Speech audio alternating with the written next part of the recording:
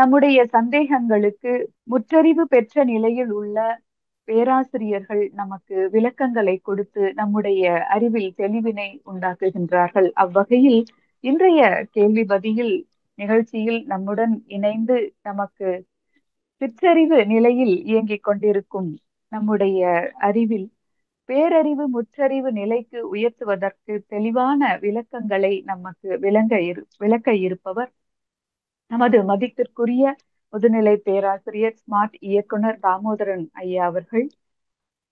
ஐயா அவர்களை நிகழ்ச்சிக்கு செல்வதற்கு முன்பாக அவர்களை பற்றிய சிறு குறிப்புகளை உங்களோடு பகிர்ந்து கொள்வதில் பெருமகிழ்ச்சி அடைகிறோம். உலக சமுதாய சேவா சங்கத்தின் துணைத் தலைவராக ஐயா அவர்கள் தொண்டாற்றி வருகிறார்கள். இதுவரை 19 ஆன்மீக நூல்களை எழுதியுள்ளார்கள். WCSC ஸ்மார்ட் இயக்குனரகத்தின் மூலம் 700 ஆசிரியரிலிருந்து 16,500 ஆசிரியர்களுக்கு மேலாக உருவாக்கி வந்து கொண்டிருக்கின்றார்கள். தன் மன அழற்சியை EEGயில் விஞ்ஞான பூர்வமாக நெறிபுரித்துள்ளார்கள். ஏன்ஷியன்ட் சயின்ஸ் என்ற CSA ஜேர்னல் இதை ஆராய்ச்சி கட்டுரையாக வெளியிட்டுள்ளது. WCSC கின்னஸ் சாதனையின் மகரிஷியின் பஞ்சபூத நவகிரக தவத்தை நடத்தியவர். இத்தகைய பல்வேறு சிறப்புகளை உடைய நமது அன்பிற்கும் மரியாதைக்கும் உரிய முதுநிலை பேராசிரியர் தாமோதரன் ஐயா அவர்கள் கேள்வி பதில் நிகழ்ச்சியில் கலந்து கொண்டு நமக்கு பல்வேறு விளக்கங்களை தருமாறு அன்போடு அனைவரின் சார்பிலும் அழைக்கின்றோம். வாழ்க வளமுடன் ஐயா. வாழ்க வளமுடன் ஐயா. நம்ம கேள்வி பதில் சொல்லுங்க ஐயா. ஒரு நிமிடம்மா. சரிங்க. நிகழ்ச்சி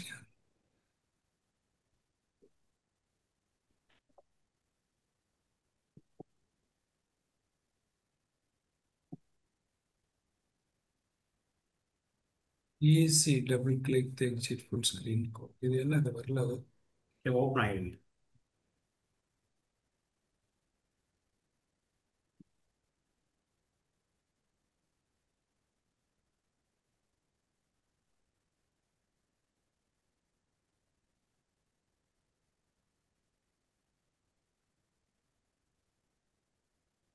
கேமரா ஓப்பன் ஆகலையா?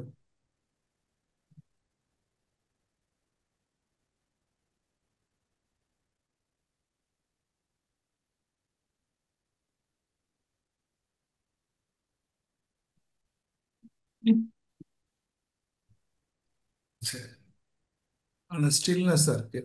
இல்லைங்க, சரியாயிரு வந்துடும்.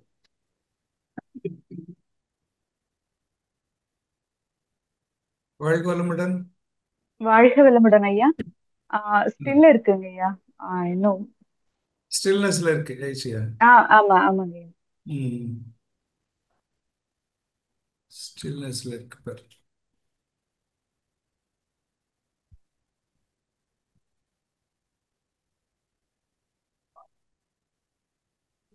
departments.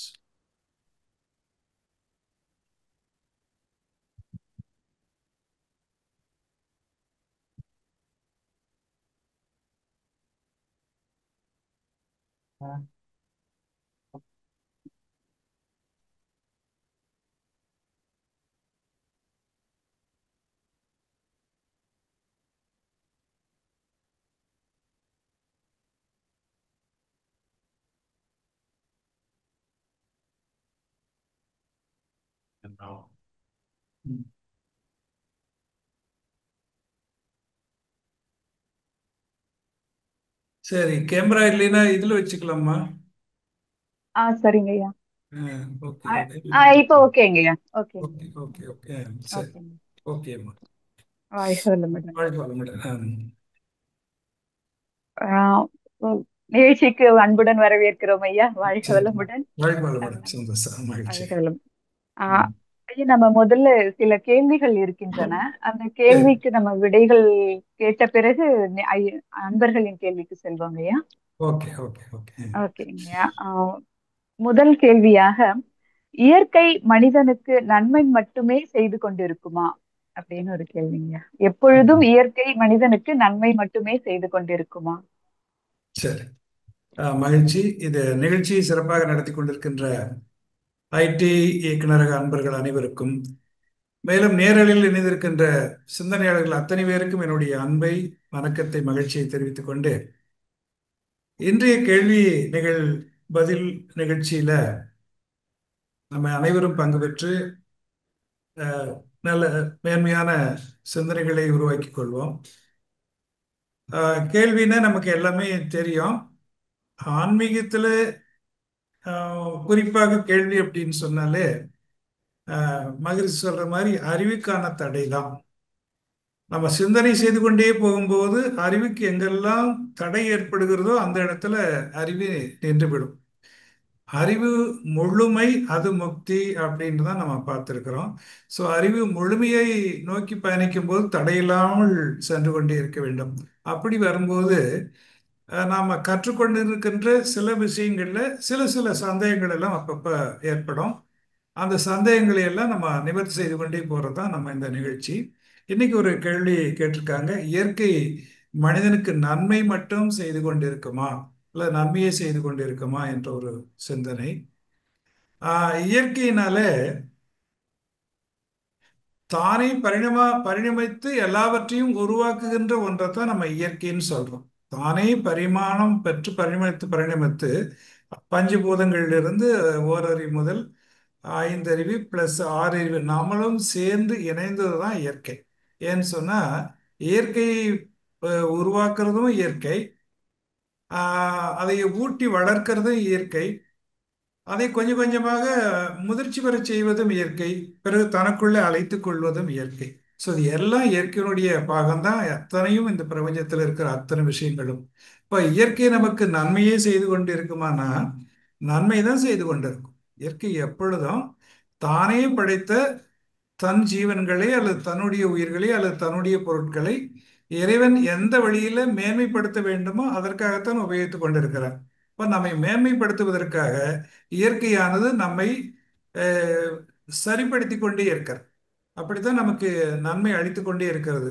உணவு அளிக்கிறதும் இயற்கை தான், நமக்கு வேண்டிய காற்றை அளிக்கிறதும் இயற்கை தான், நீரை அளிக்கிறதும் இயற்கை தான், நமக்கு வேண்டிய அத்தனையும் அளிப்பது இயற்கை தான். ஆனாலும் சில சமயங்களில் நம்ம நினைக்கிறோம் நமக்கு சப்போஸ் சில விஷயங்கள் இயற்கையோடு முரண்பட்டு இருக்க வேண்டி இருக்கிறதே அப்படின்ட்டு. அது சின்ன சின்ன விஷயங்கள் இருக்கும். ஏன்னா இயற்கை மாற்றம் இல்லாதது, மாற்றப்படாதது. அதுக்குன்னு ஒரு எப்படி வழிவகுக்கப்பட்டிருக்கிறதோ அது மாதிரி இயங்கிக் கொண்டே இருக்கும். அதுல வரும்போது சப்போஸ் நமக்கு சூரியன் உதிக்கிறது, காலையில நம்ம வேலையை தொடங்குறோம், மாலை வருது, இருளாகிறது, நம்ம ரெஸ்ட் எடுக்க போறோம். இப்போ அதிகமான ஹீட்டா இருக்குதுன்னா என்ன பண்றது அப்படின்னா நாம அதுக்கு தகுந்த மாதிரி நம்ம உடலுக்கு ஏற்ற ஹீட் இருக்கணும் அப்படின்றத நம்ம ஒரு ஏசி கீசி போட்டுக்கிறோம், சிறிய மாறுதல் செய்துக்கிறோம். அதிகமான குளிர் இருக்கும் அப்படின்னு சொன்னா அதுக்கு தகுந்த மாதிரி நம்ம மாறுதல் செய்து நான் அதுக்கு தகுந்த மாதிரி ட்ரெஸ் பண்ணிக்கிறோம். ஸோ இது மாதிரி இயற்கைக்கு எந்த இடத்துல எல்லாம் மனிதனுக்கு இண்டிவிஜுவலா வாழ்க்கைக்கோ அல்லது அந்த மனித இனத்திற்கு வாழ்க்கைக்கோ துன்பம் ஏற்படுகிறதோ அங்க மட்டும் சிறு சிறு மாற்றத்தை அதே இயற்கை கொடுத்து அறிவிக்கொண்டு மனிதன் மாற்றிக்கொண்டு வாழ வேண்டும். மற்றபடி எப்பொழுதும் இயற்கை என்பது மனிதனுக்கு நன்மை தான் செய்து கொண்டிருக்கிறது. இயற்கையை தோற்றுவித்ததே மனிதனை முக்தியடை செய்வதும் மேன்மையடை செய்வதற்காகத்தான். அதனால இயற்கையை நம்ம நன்மை தான் செய்து கொண்டிருக்கிறது என்பதை நம்ம ஏற்றுக்கொள்ளலாம். வாழ்க்கை வளமுடன். நன்றி. வாழ்க வளமுடன். நன்றி ஐயா. அடுத்த கேள்வியாக இது பெரும்பாலும் அனைத்து பெற்றோர்களுக்குமே இருக்கின்ற ஒரு சந்தேகம் தான் ஐயா. குழந்தை பிறந்த பின் பெற்றோர்களின் வினைப்பதிவுகள் குழந்தைகளுக்கு போகுமா அப்படிங்கிற கேள்வி. ஆமாம். குழந்தை பிறந்த பின் பெற்றோர்களின் வினைப்பதிவுகள் குழந்தைகளுக்கு போகுமா? இது ஒரு சிந்தனை தான், அடிக்கடி வரக்கூடிய சிந்தனை. எப்படின்னா குழந்தை பிறக்கும் போது பெற்றோருடைய விந்து நாயத்தினாலே உன்னை படைக்கப்பட்டேன் என்ற மாதிரி, அல்லது தம் பொருள் என்பர் தம் மக்கள் என்று வள்ளுவர் சொன்னபடி ஒரு தந்தை தாயிலிருந்து தான் ஒரு குழந்தை உருவாகி வருகிறது. உருவாகும் போது அதற்குரிய வினைப்பதிவுகள் எல்லாம் இணைந்து அது உருவாகி வந்திருக்கிறது என்று நம்ம எடுத்துக்கொண்டால், அதற்கு பின்பு சப்போஸ் ஒரு மனிதனுக்கு 25 வயதில் ஒரு குழந்தை பிறக்கிறது என்று சொன்னால் ஒரு 85 வயசு வரைக்கும் வாழ்றாருன்னு வச்சுக்கோங்க. அப்ப இந்த நடுவில் 60 ஆண்டுகள் காலம் இந்த பெற்றோர் செய்யக்கூடிய வினையெல்லாம் இந்த குழந்தைக்கு போகுமா அல்லது போகாதா என்பதுதான் கேள்வி. போகும். பெற்றோர் செய்கின்ற அனைத்து வினைப்பதிவுகளும் வாழுகின்ற காலத்திலேயே கூட ஜீவகாந்த தொடர்போட இருக்கின்ற குழந்தைகளுக்கு தொடர்ந்து போய்க்கொண்டே இருக்கும். ஏன்னா அவர்கள் தானே இன்ஸ்ட்ரக்ஷனே கொடுக்குறாங்க, இப்படி வாழணும், இப்படி வளரணும், இப்படி செய்யணும் அப்படின்னு பேரண்ட்ஸ் தானே சொல்லி கொடுக்குறாங்க. ஒன்று, நீங்க வாழும் காலத்திலேயே பாருங்க, நமக்கு யாரெல்லாம் விரும்பியவர்களோ, நமக்கு வேண்டியவர்களோ, நம்ம அன்பு செய்யக்கூடியவர்களோ, அவர்களுக்கு எல்லாமே பார்த்தீங்கன்னா ஆம், அந்த குழந்தைகளும் அதே மாதிரி அன்பு செய்யும். நாம வெளிப்படையாக அன்பு செய்யற மாதிரி காட்டிட்டு அகநோக்காக நம்ம அவர் மேல அன்பு இல்லை அப்படின்னு வச்சுக்கோங்க, அந்த குழந்தையும் நம்ம வெறுப்பு காட்டுறதை நம்ம கண்கூடாவே பார்க்கலாம். இதெல்லாம் இயற்கையாகவே நடந்து போயிடும். ஏன்னா அந்த ஜீவகாந்தத்தின் வழியாகவே அதுக்கு தொடர்பு ஏற்பட்டு கொள்ளும். ஸோ இது மாதிரியே தான் நம்ம வாழ்க்கையில நடக்க வரும். அதற்கு மேலேயும் பின்னாடியும் என்ன ஆகும் அப்படின்னு சொன்னா, ஆஹ், இந்த உயிரை விட்டதுக்கு பின்னாடியும் அந்த குழந்தைகளோட தான் இந்த தந்தை தாயுடைய பெற்றோருடைய உயிர் இணைகிறது அப்படின்னு சொல்லி தான் பெரியவர்கள் கருத்து, மகர்ஷியின் கருத்து தான். மகர்ஷி ஒரு கவியில சொல்லுவார் இல்லையா, பிள்ளைகளை பெற்றோர்கள் உடலை விட்டால் பெரும்பாலும் அவ்வுயிர்கள் கருத்தொடராம், பிள்ளைகளோடு இணைந்து விடும் இயற்கை நீதி அப்படின்னு சொல்றாரு. ஓகேயா? ஸோ இது எல்லாம் என்ன செய்தாலும் அவர்களுக்கு பிள்ளைகளுக்கு தான் போய் சேரும். உடலை விட்டதுக்கு பின்னாடி அந்த உயிர் ஜீவன் அவர்களோட போய் இணைஞ்சு போயிடும். பெற்றவர்கள் தவமாற்றி அறமும் செய்தார். இதுக்கு வாழ்க்கையில நல்லது செய்யறாங்க, நல்ல வினைகள்லாம் செய்யறாங்க. இது எல்லாம் என்ன, இந்த பேராக்கம் அக்குளக்குடியை வடிவழியை தூய்மையாக்கும். பெற்றோரும் பிள்ளைகளும் ஒன்றேயாகும், பேரிணைப்பில் எப்போதும் ஒன்றையாவார். கருத்தொடராம், பேரிணைப்பில் எப்போதும் ஒன்றையாகும் அப்படின்னு சொல்றோம். ஸோ இது தொடர்ந்து உயிரை விட்டதுக்கு பின்னாடி அந்த ஜீவன்கள் தாய் தந்தையுடைய அந்த உயிர் தொடர்ச்சி எங்கே போகும் அப்படின்னு சொன்னால் பிள்ளைகள் கூட தான் போய் சேரும். ஸோ அந்த பிள்ளைகள் தொடர்ந்து அதை எடுத்துட்டு போவாங்க. ஸோ அதனால நம்ம அனுபவத்திலேயே பார்ப்பாங்க, அப்பா இருக்கும்போது இதெல்லாம் செய்யணும்னு சொல்லிக்கிட்டு இருந்தாரு, அவர் செய்ய முடியாமல் போயிட்டாரு. அப்பா போனதுக்கு முன்னாடி நான் இது எல்லாத்தையும் செஞ்சு முடிச்சிட்டேன் அப்படின்னு சொன்னா, ஏன் அந்த இன்ட்ரெஸ்ட் வந்துச்சு அப்படின்னு சொன்னா, அப்பாவே நம்மோட இணைந்து அந்த செயல்கள் எல்லாம் செய்கிறார். ஸோ அதனால பிள்ளைகளை பெற்றவர்கள் எல்லாம் உயிர் விட்டாலும் தொடர்ச்சியா கருத்தொடர்ச்சியா தான் போகும், குழந்தைகளுக்கு தான் போய் சேரும். வாழ்க வளமுடன். வாழ்க வளமுடன் ஐயா. அடுத்து, ஞான கல்வியை தகுதி இல்லாதவர் கொடுத்தாலும் பெறுபவர்களுக்கு பயன் கிடைக்குமா? ம். ஞான ஓகே. ம். அதாவது ஞான கல்வி அப்படின்றது கல்வியில அகம்புறம் இருந்து ரெண்டு விதமா நம்ம பார்க்கிறோம். ஒன்று புறக்கல்வி, தொடர்ந்து வெளியிலிருந்து நம்ம கற்றுக்கொள்வது, புலன்கள் வழியாக போய் கற்றுக்கொள்வது. ஆம், அதைத்தான் நம்ம ஆஹ், பல வகையில கல்விகளில், பள்ளிகளில், கல்லூரிகளில் இதையெல்லாம் கற்றுக்கொள்வது எல்லாமே இந்த கல்விதான்.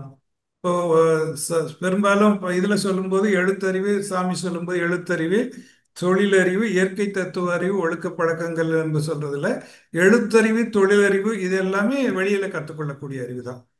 ஆமா. இப்போ அதையெல்லாம் எப்படி போகுதுன்னா, நம்ம ஆசிரியர் எப்படிப்பட்டவர் அப்படின்னு எல்லாம் நம்ம நினைக்க முடியாது. ஆசிரியரை எல்லாம் நம்ம அளவுகோல் வைத்து மெஷர் பண்ண முடியாது எப்படி இருப்பாங்கட்டு. அவங்க கல்வியை கொடுக்குறாங்க, நம்ம கற்றுக்கொள்கின்றோம். அதே மாதிரி ஞான கல்வியை கற்றுக்கொள்ளும் போது என்ன வேணும் அப்படின்னு சொன்னா, ஆன்ம தூய்மை வேணும்ன்ட்டு ஒரு அடிப்படையான கருத்து இருக்கிறது. ஆன்ம தூய்மை இருந்தால்தான் இறைவன் நம்மகிட்ட இருப்பான், இல்லைன்னா இருக்க மாட்டான். அதனால ஒரு காலத்துல என்ன செய்தாங்க, இந்த ஞான கல்வியை பெறுவதற்கு அஹ், ஆன்ம தூய்மை முக்கியம், அருகுண சீரமைப்பு முக்கியம் அப்படின்னு வச்சிருந்தாங்க. அந்த அருகுண சீரமைப்பு பெற்றதற்கு பின்னாடி தான் அந்த ஞான கல்வியை கொடுக்கறதுன்னு வச்சிருந்தாங்க. மகரிஷிக்கு முன்னாடி வரைக்கும் யாரும் அந்த அகத்தாய்வு பயிற்சி என்றதெல்லாம் தனியாக கொடுக்கறதே இல்லை. இப்போ நம்ம நிறைய ஆன்மீக சித்தர்கள் வரலாறுல எல்லாம் பார்த்தா கூட, ஆஹ், காசியில ஒரு ஞானி இருந்தாரு, நிறைய ஞானிகள் இருந்தாங்கன்னு வச்சுக்கோங்க. அவரு என்ன பண்ணாரு, அவர்கிட்ட வந்து கல்வி கற்பதற்காக அரேபியாவிலிருந்து ஒருவர் ஒரு காலத்தில் 18ஆம் நூற்றாண்டில் வந்தாராம். 18ஆம் நூற்றாண்டில் ஒரு அரேபியாவிலிருந்து ஒரு அரச குடும்பத்தைச் சேர்ந்தவர் வந்தார். இவர் வந்து இந்த காசியில் வந்து அவர்கிட்ட வந்து இந்த பயிற்சி எடுத்துக்கொள்ளணும் அப்படின்ட்டு அவர் கேட்குறாரு. அப்போ அவர் சொல்றார், நீ இதுக்கெல்லாம் தகுதியானவர் இல்லை, தகுதியானவள் தான் இந்த கல்வியை நான் கொடுக்க முடியும் அப்படின்னு சொல்றேன். அப்புறம் அவர் சொல்றாரு, இல்ல இல்ல, நான் எப்படி இருந்தாலும் இந்த கல்வி கற்றுக்கொண்டு தான் நான் அரேபியா போக வேண்டும் அப்படின்னு இருந்தாரு. சரி, உன்னை நான் எடுத்துக்கிறேன், உன்னுடைய உறுதியை நான் பாராட்டி நான் எடுத்துக்கிறேன். ஆனால் நீ எனக்கு சில ஆண்டுகள் இங்கே இருந்து சேவை பண்ணி கொண்டிருக்கணும். அப்படி நல்ல சேவை பண்ணி கொண்டிருக்கும் போது உன்னுடைய குணநலத்துல மாற்றம் இருந்துச்சுன்னா நான் உன்னை எடுத்துக்கிறேன் அப்படின்னு. அப்போ மாதிரி சேவை பண்ணிட்டு இருக்காரு. என்ன அந்த காலத்துல குருவுக்கு என்ன சேவை பண்ண முடியும்? அங்க போய் கங்கையில போய் தண்ணி எடுத்துட்டு வரணும், விறகு பொறுக்கி கொடுக்கணும், வீட்டை கூட்டணும், இது மாதிரி அவரவருக்கான வேலைகளை தான் அவங்க செய்து கொண்டிருக்க முடியும். அப்படி செய்து கொண்டிருந்திருக்கிறார். அப்போ பல காலம் செய்து கொண்டிருக்கும்போது அந்த குருவனுடைய பதி என்ன பண்றாங்க, சரி இவர் இந்த வந்த ஒரு சீடருக்கு உயிர் தூய்மை வந்துருச்சு, இவருக்கு இனி நீங்க கொடுக்கலாம் அப்படின்னு சொல்லி கணவர்கிட்ட அவர் ரெக்கமெண்ட் பண்றார். இல்ல இல்ல, அவருக்கு இன்னும் உயிர் தூய்மை வரல, நீ கணிச்சது சரியில்லை அப்படின்றாரு. இல்ல, உயிர் தூய்மை வந்துருச்சு, நானும் பார்க்கறேன் அப்படின்னு இருக்காரு. அப்படின்னா ஒண்ணு செய்யி, நீ அந்த மாடத்துல, வீட்டின் மாடத்துல இருந்துக்க, வீட்டு குப்பையெல்லாம் கூட்டி கையில வச்சுக்க. அவரு கங்கையில குளிச்சுட்டு தண்ணி எடுத்துட்டு வருவார். வந்தோன்னு அவர் தலையில போட்டு என்ன சொல்றாரு பார்க்கலாம் அப்படின்றார். இதே மாதிரி அவங்க செய்யறாங்க. உடனே அவர் அப்படி மேல தலையில குப்பையை கொட்டணும்னு மேல பாக்குறாரு. குளிச்சுட்டு வர்றாரு, நல்ல தண்ணி எடுத்துட்டு வர்றாரு. அவர் மேல இப்படி கொட்டின உடனே அவருக்கு பயங்கரமான கோபம் வந்து விடுகிறது. சிறந்தான முக்கியம். இந்த ஆறு குணங்களும் இல்லை அப்படின்னா தான் ஆன்ம தூய்மைன்னு சொல்றோம். காம, குரோத, லோப, மோகம், மதம், ஆச்சரியம் என்று. அப்படி மேல கொட்டின உடனே அவருக்கு வந்த கோபம் அப்படியே மேல பார்த்துட்டு சொல்றாரு, இதுவே அரேபியா இருந்தா நடக்கிறது வேற அப்படின்றாரு. ஓகேயா? ஸோ அன்னையிலிருந்து அப்ப பார்த்த உடனே, சரி பாத்தியா, நான் அப்பவே சொன்னேன் இல்லையா, இவருக்கு ஒன்றும் குணநலம் வரல அப்படின்னு. இதே கண்டினியூ ஆகி சில ஆண்டுகளுக்கு முன்னாடி இதே டெஸ்ட் நடக்கிறது. அப்பவும் பார்க்குறாரு, அப்பவும் மேலே பார்த்து போட்டு ஒரு முறைக்கிறதோடு விட்டுறாரு. இந்த சினத்தை அப்படியே அடக்கி வச்சுக்கிறார். இந்த சினம் தவிர்க்க முடியல ஒரு நாள். அதுக்கு பின்னாடி சில ஆண்டுகள் கழிச்சு மீண்டும் இப்படி ஒரு டெஸ்ட் நடக்கிறது. அப்ப அவர் சொல்றாரு, தாயே, நீங்கள் இன்னும் என் மேல குப்பையை கொட்டுங்க, இந்த உடலே அழுக்கால் ஆனதானே, அந்த அழுக்கு இந்த அழுக்கை தூய்மைப்படுத்தட்டும், இதுக்கு நான் தகுதியானவன் தான் அப்படின்னு சொல்றாரு கொட்டினதுக்கு பின்னாடி. ஸோ அப்பதான், அதுக்கு பின்னாடி தான் அவர் அந்த சினத்தை தவிர்த்திருக்கிறத உணர்ந்து கொள்கிறார்கள், குணநலம் வந்திருக்கிறதை உணர்ந்து கொள்கிறார்கள். இப்போ ஒரே பார்வையில் அவங்களுக்கு கொடுத்துட்றாங்க. ஸோ இது மாதிரி ஒரு காலத்துல இப்படி குணநலம் வருபவர்களுக்கு அந்த ஆன்மீகத்தை அளிக்கிறது இருக்குது. அப்போ ஆன்மீகத்தை அளிக்கிறது அவங்கவங்களை கூட செய்ய வேண்டியதில்லை. ஒரு பெரிய குரு, ஒரு எப்படி ராமகிருஷ்ணர் விவேகானந்தர் தொட்டார் அது மாதிரி அப்படி ஒரு டிரான்ஸ்ஃபர் பண்ண முடியும். அது மாதிரி பண்ணி கொடுத்த காலம் இருந்தது. இப்போ அப்படி இல்லையே. இப்போ யாரு கொடுத்தாலும் சரி, அறிவில் உயர் வேண்டும் அப்படின்றதுக்காக வந்தாச்சு. காலங்கள் விஞ்ஞான காலமாக வந்து போச்சு. எந்த ஆசிரியர்கள் வேண்டுமானாலும் தனக்கு தெரிந்ததை சொல்லிக் கொடுக்கலாம், அவ்வளவுதான். சொல்லிக் கொடுக்கலாம். அவர்கள் மேன்மை வர்றதோ மேன்மை வராதோ அவர்களுடைய ஒரு குணநலத்தை பொறுத்தது. காலத்தால் அவர்கள் வரலால் இந்த பிறவியில் வரலைன்னா இது விட்ட குறையாக அடுத்த பிறவியில் வரலாம். ஒரு விவசாயி விதைக்கும் போது அந்த விதைகள் எல்லாம் இந்த விவசாயி நல்லவரா கெட்டவரான்னு பார்த்து விளையிறது இல்லை. ஓகேயா? யார் விதைச்சாலும் போதும். ஓகேயா? சத்து உள்ளதெல்லாம் முளைக்கும். விதைகளில் சத்து இருந்துச்சுன்னா, நிலத்திலையும் சத்து இருந்துச்சுன்னா அது முளைக்கும். சாரம் இல்லாதது கருகி போயிடும். ஓகே, இதுதானே இயற்கை. அதே மாதிரி ஆன்மீக கல்வியை ஆசிரியர்கள் கொடுக்கலாம். அவர் தகுதி இருக்கிறதோ இல்லையோ, அவர் தான் தெரிந்ததை அவர்களுக்கு கொடுக்கலாம். அந்த ஆன்மீக தகுதி பெற்ற சீடனா இருந்தாங்கன்னா அவங்க உடனே அதை எடுத்துக்கொள்ளலாம். இப்ப பள்ளியில கல்வி கொடுக்குறோம். ஒரு மாணவன் 100க்கு 100 வாங்குறான், ஒரு மார்க் 10 மார்க் வாங்குறான். தகுதி இருக்கிறவன் அப்சர்வ் பண்ணிட்டு நிறைய மார்க் வாங்குறான். தகுதி இல்லாத அவன் தகுதிக்கு ஏற்றவாறு அவன் அதை அப்சர்வ் பண்ணிக்கிறான். அவ்வளவுதானே வித்தியாசம். அதனால ஆன்மீக கல்வியை தகுதி இல்லாதவர்கள் கொடுக்கலாமா அப்படின்னு சொன்னா, ஆஹ், கொடுப்பது யார் வேண்டுமானாலும் கொடுக்கலாம். எடுப்பது யாருக்கு வேண்டும் அப்படின்னு சொன்னா அந்த அஸ்பிரண்டுக்கு வேணும். ஓகே, அந்த சீடனுக்கு வேண்டும். அவருக்கு தகுதி இருக்குமானால் அவர்கள் உயர் வரலாம். வாழ்க வளமுடன். வாழ்க வளமுடன். நன்றி ஐயா. ஐயா, ஆசைகள் அடுக்கடுக்காக தோன்ற காரணம் என்ன? ஒரு ஆசை வந்துருச்சுன்னா அதோடு நிக்கிறதுல, தொடர்ந்து ஆசைகள் வந்து கொண்டே இருக்கின்றது. அந்த அடுக்கடுக்காய் ஆசைகள் வருவதற்கு என்ன காரணம்? ஆம், வாழ்க வளமுடன். ஆம், ஆசைதான் வாழ்க்கை. இந்த கர்ம பூமியில நான் ஏன் மனிதன் அவதரிப்பாதம் செய்தான் அப்படின்னு சொன்னா, ஆசைதான் அடிப்படையாக இருக்கிறது. ஒரு பிறவி செய்வதற்கு ஆசைதான் அடிப்படையாக இருக்கிறது. பிறவி இல்லாத ஜீவன் இங்கே வருவதும் இல்லை, வாழ்வதும் இல்லை. ஓகேயா? இப்ப பிறவிதான், பிறவிக்கு அடிப்படையே என்ன அப்படின்னு சொன்னா ஆசைகள் தான்.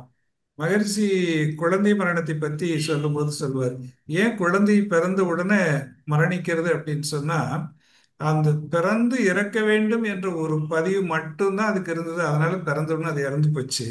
அதனால வேறு வாழ்ந்து மற்றதெல்லாம் செய்யக்கூடிய கர்மம் அதுக்கு இல்லை, அதனால அது போயிடுச்சு அப்படின்பார். அது மாதிரி ஆசை வாழ வேண்டும் என்பதற்கு அடிப்படையாக இருக்கக்கூடியது ஆசைகள் தான். ஒரு ஆசையை நம்ம நிறைவு செய்தோம் அப்படின்னு சொன்னோம்னா, அந்த காலத்துக்கு ஏற்றது, பருவத்திற்கு ஏற்றது, சூழலுக்கு ஏற்றது, உடல் அமைப்புக்கு ஏற்றது, இதுக்கு தகுந்த மாதிரி அந்த ஆசைகள் தோன்றி வந்து கொண்டே இருக்கும் மனிதனுக்கு. இப்போ அந்த ஆசையை நிறைவேற்றி முடிக்கும் போது, முடிந்த உடனே இன்னொரு ஆசை உடனே பரிணமித்து வர ஆரம்பிக்கும். அதுதான் இயற்கை. ஏன்னு சொன்னா, நமக்கு கர்மயத்துல 50 கோடி பதிவுகள் இருக்கிறது அப்படின்ட்டு ஞான ஆசிரியர்கள் எல்லாம் சொல்றாங்க. அவ்வளவு பதிவுகளை கொண்டிருக்கிறது ஒரு கர்மயமானது. அப்ப இந்த பதிவுகள்ல ஒன்னு தீர்த்துட்டா இன்னொன்னு, இன்னொன்னு தீர்த்துட்டா இன்னொன்னு, இன்னொன்னு தீர்த்துட்டா இன்னொன்னு, இந்த சூழலுக்கு ஏற்ப அவன் எங்கெங்க வாழ்றானோ எதுக்கேற்ப அது வந்து கொண்டே தொடர்ந்து கொண்டே இருக்கும். அதனாலதான் ஆசை எத்தனை இருந்தாலும் சரி, அது தொடர்ந்து வந்து கொண்டே இப்ப நாம ஒரு ஒரு ஆசையை நிறைவேற்றணும்னு நினைப்போம். நம்ம வீடு மட்டும் கட்டி முடிச்சுட்டா போதியா, அப்புறம் மன்றத்துக்கு வந்து நல்ல தவமா பண்ணுவோம் அப்படின்னு சொல்லுவோம். ஆமா, வீடு கட்டி முடிச்சோன்னு பாருங்க. ஆமா, அடுத்து இன்னொரு ஆசை பரப்பிட்டு போயிடும். ஓகேயா? ஸோ இது மகளுக்கு கல்யாணம் வச்சுட்டா அவர் பாருங்க, ஒன்று மட்டும் முழுசா மெடிடேஷன் தான் பண்ண போறேன் அப்படிம்பாரு. அவர் மகளுக்கு கல்யாணம் முடிச்சுன்னா அடுத்தடுத்த ஆசைகள் நிறைய பரப்பிட்டு, அப்புறம் பேத்தி பார்க்கணும், அதை கல்யாணம் முடிக்கணும், அதுக்கு பள்ளிக்கூடத்துக்கு அனுப்பணும், இப்படி நிறைய ஆசை வந்து போயிரு. ஸோ வாழ்க்கையில முடிவற்றவா இப்படி ஆசைகள் இருந்து கொண்டே இருக்கிற வரைக்கும் தான் பிறவி என்பது பெரிய கடலாக நீண்டு கொண்டே இருக்கும். இல்லை அப்படின்னு சொன்னா பிறவி என்பது நின்றுவிடும், அறுந்துவிடும், இல்லையா?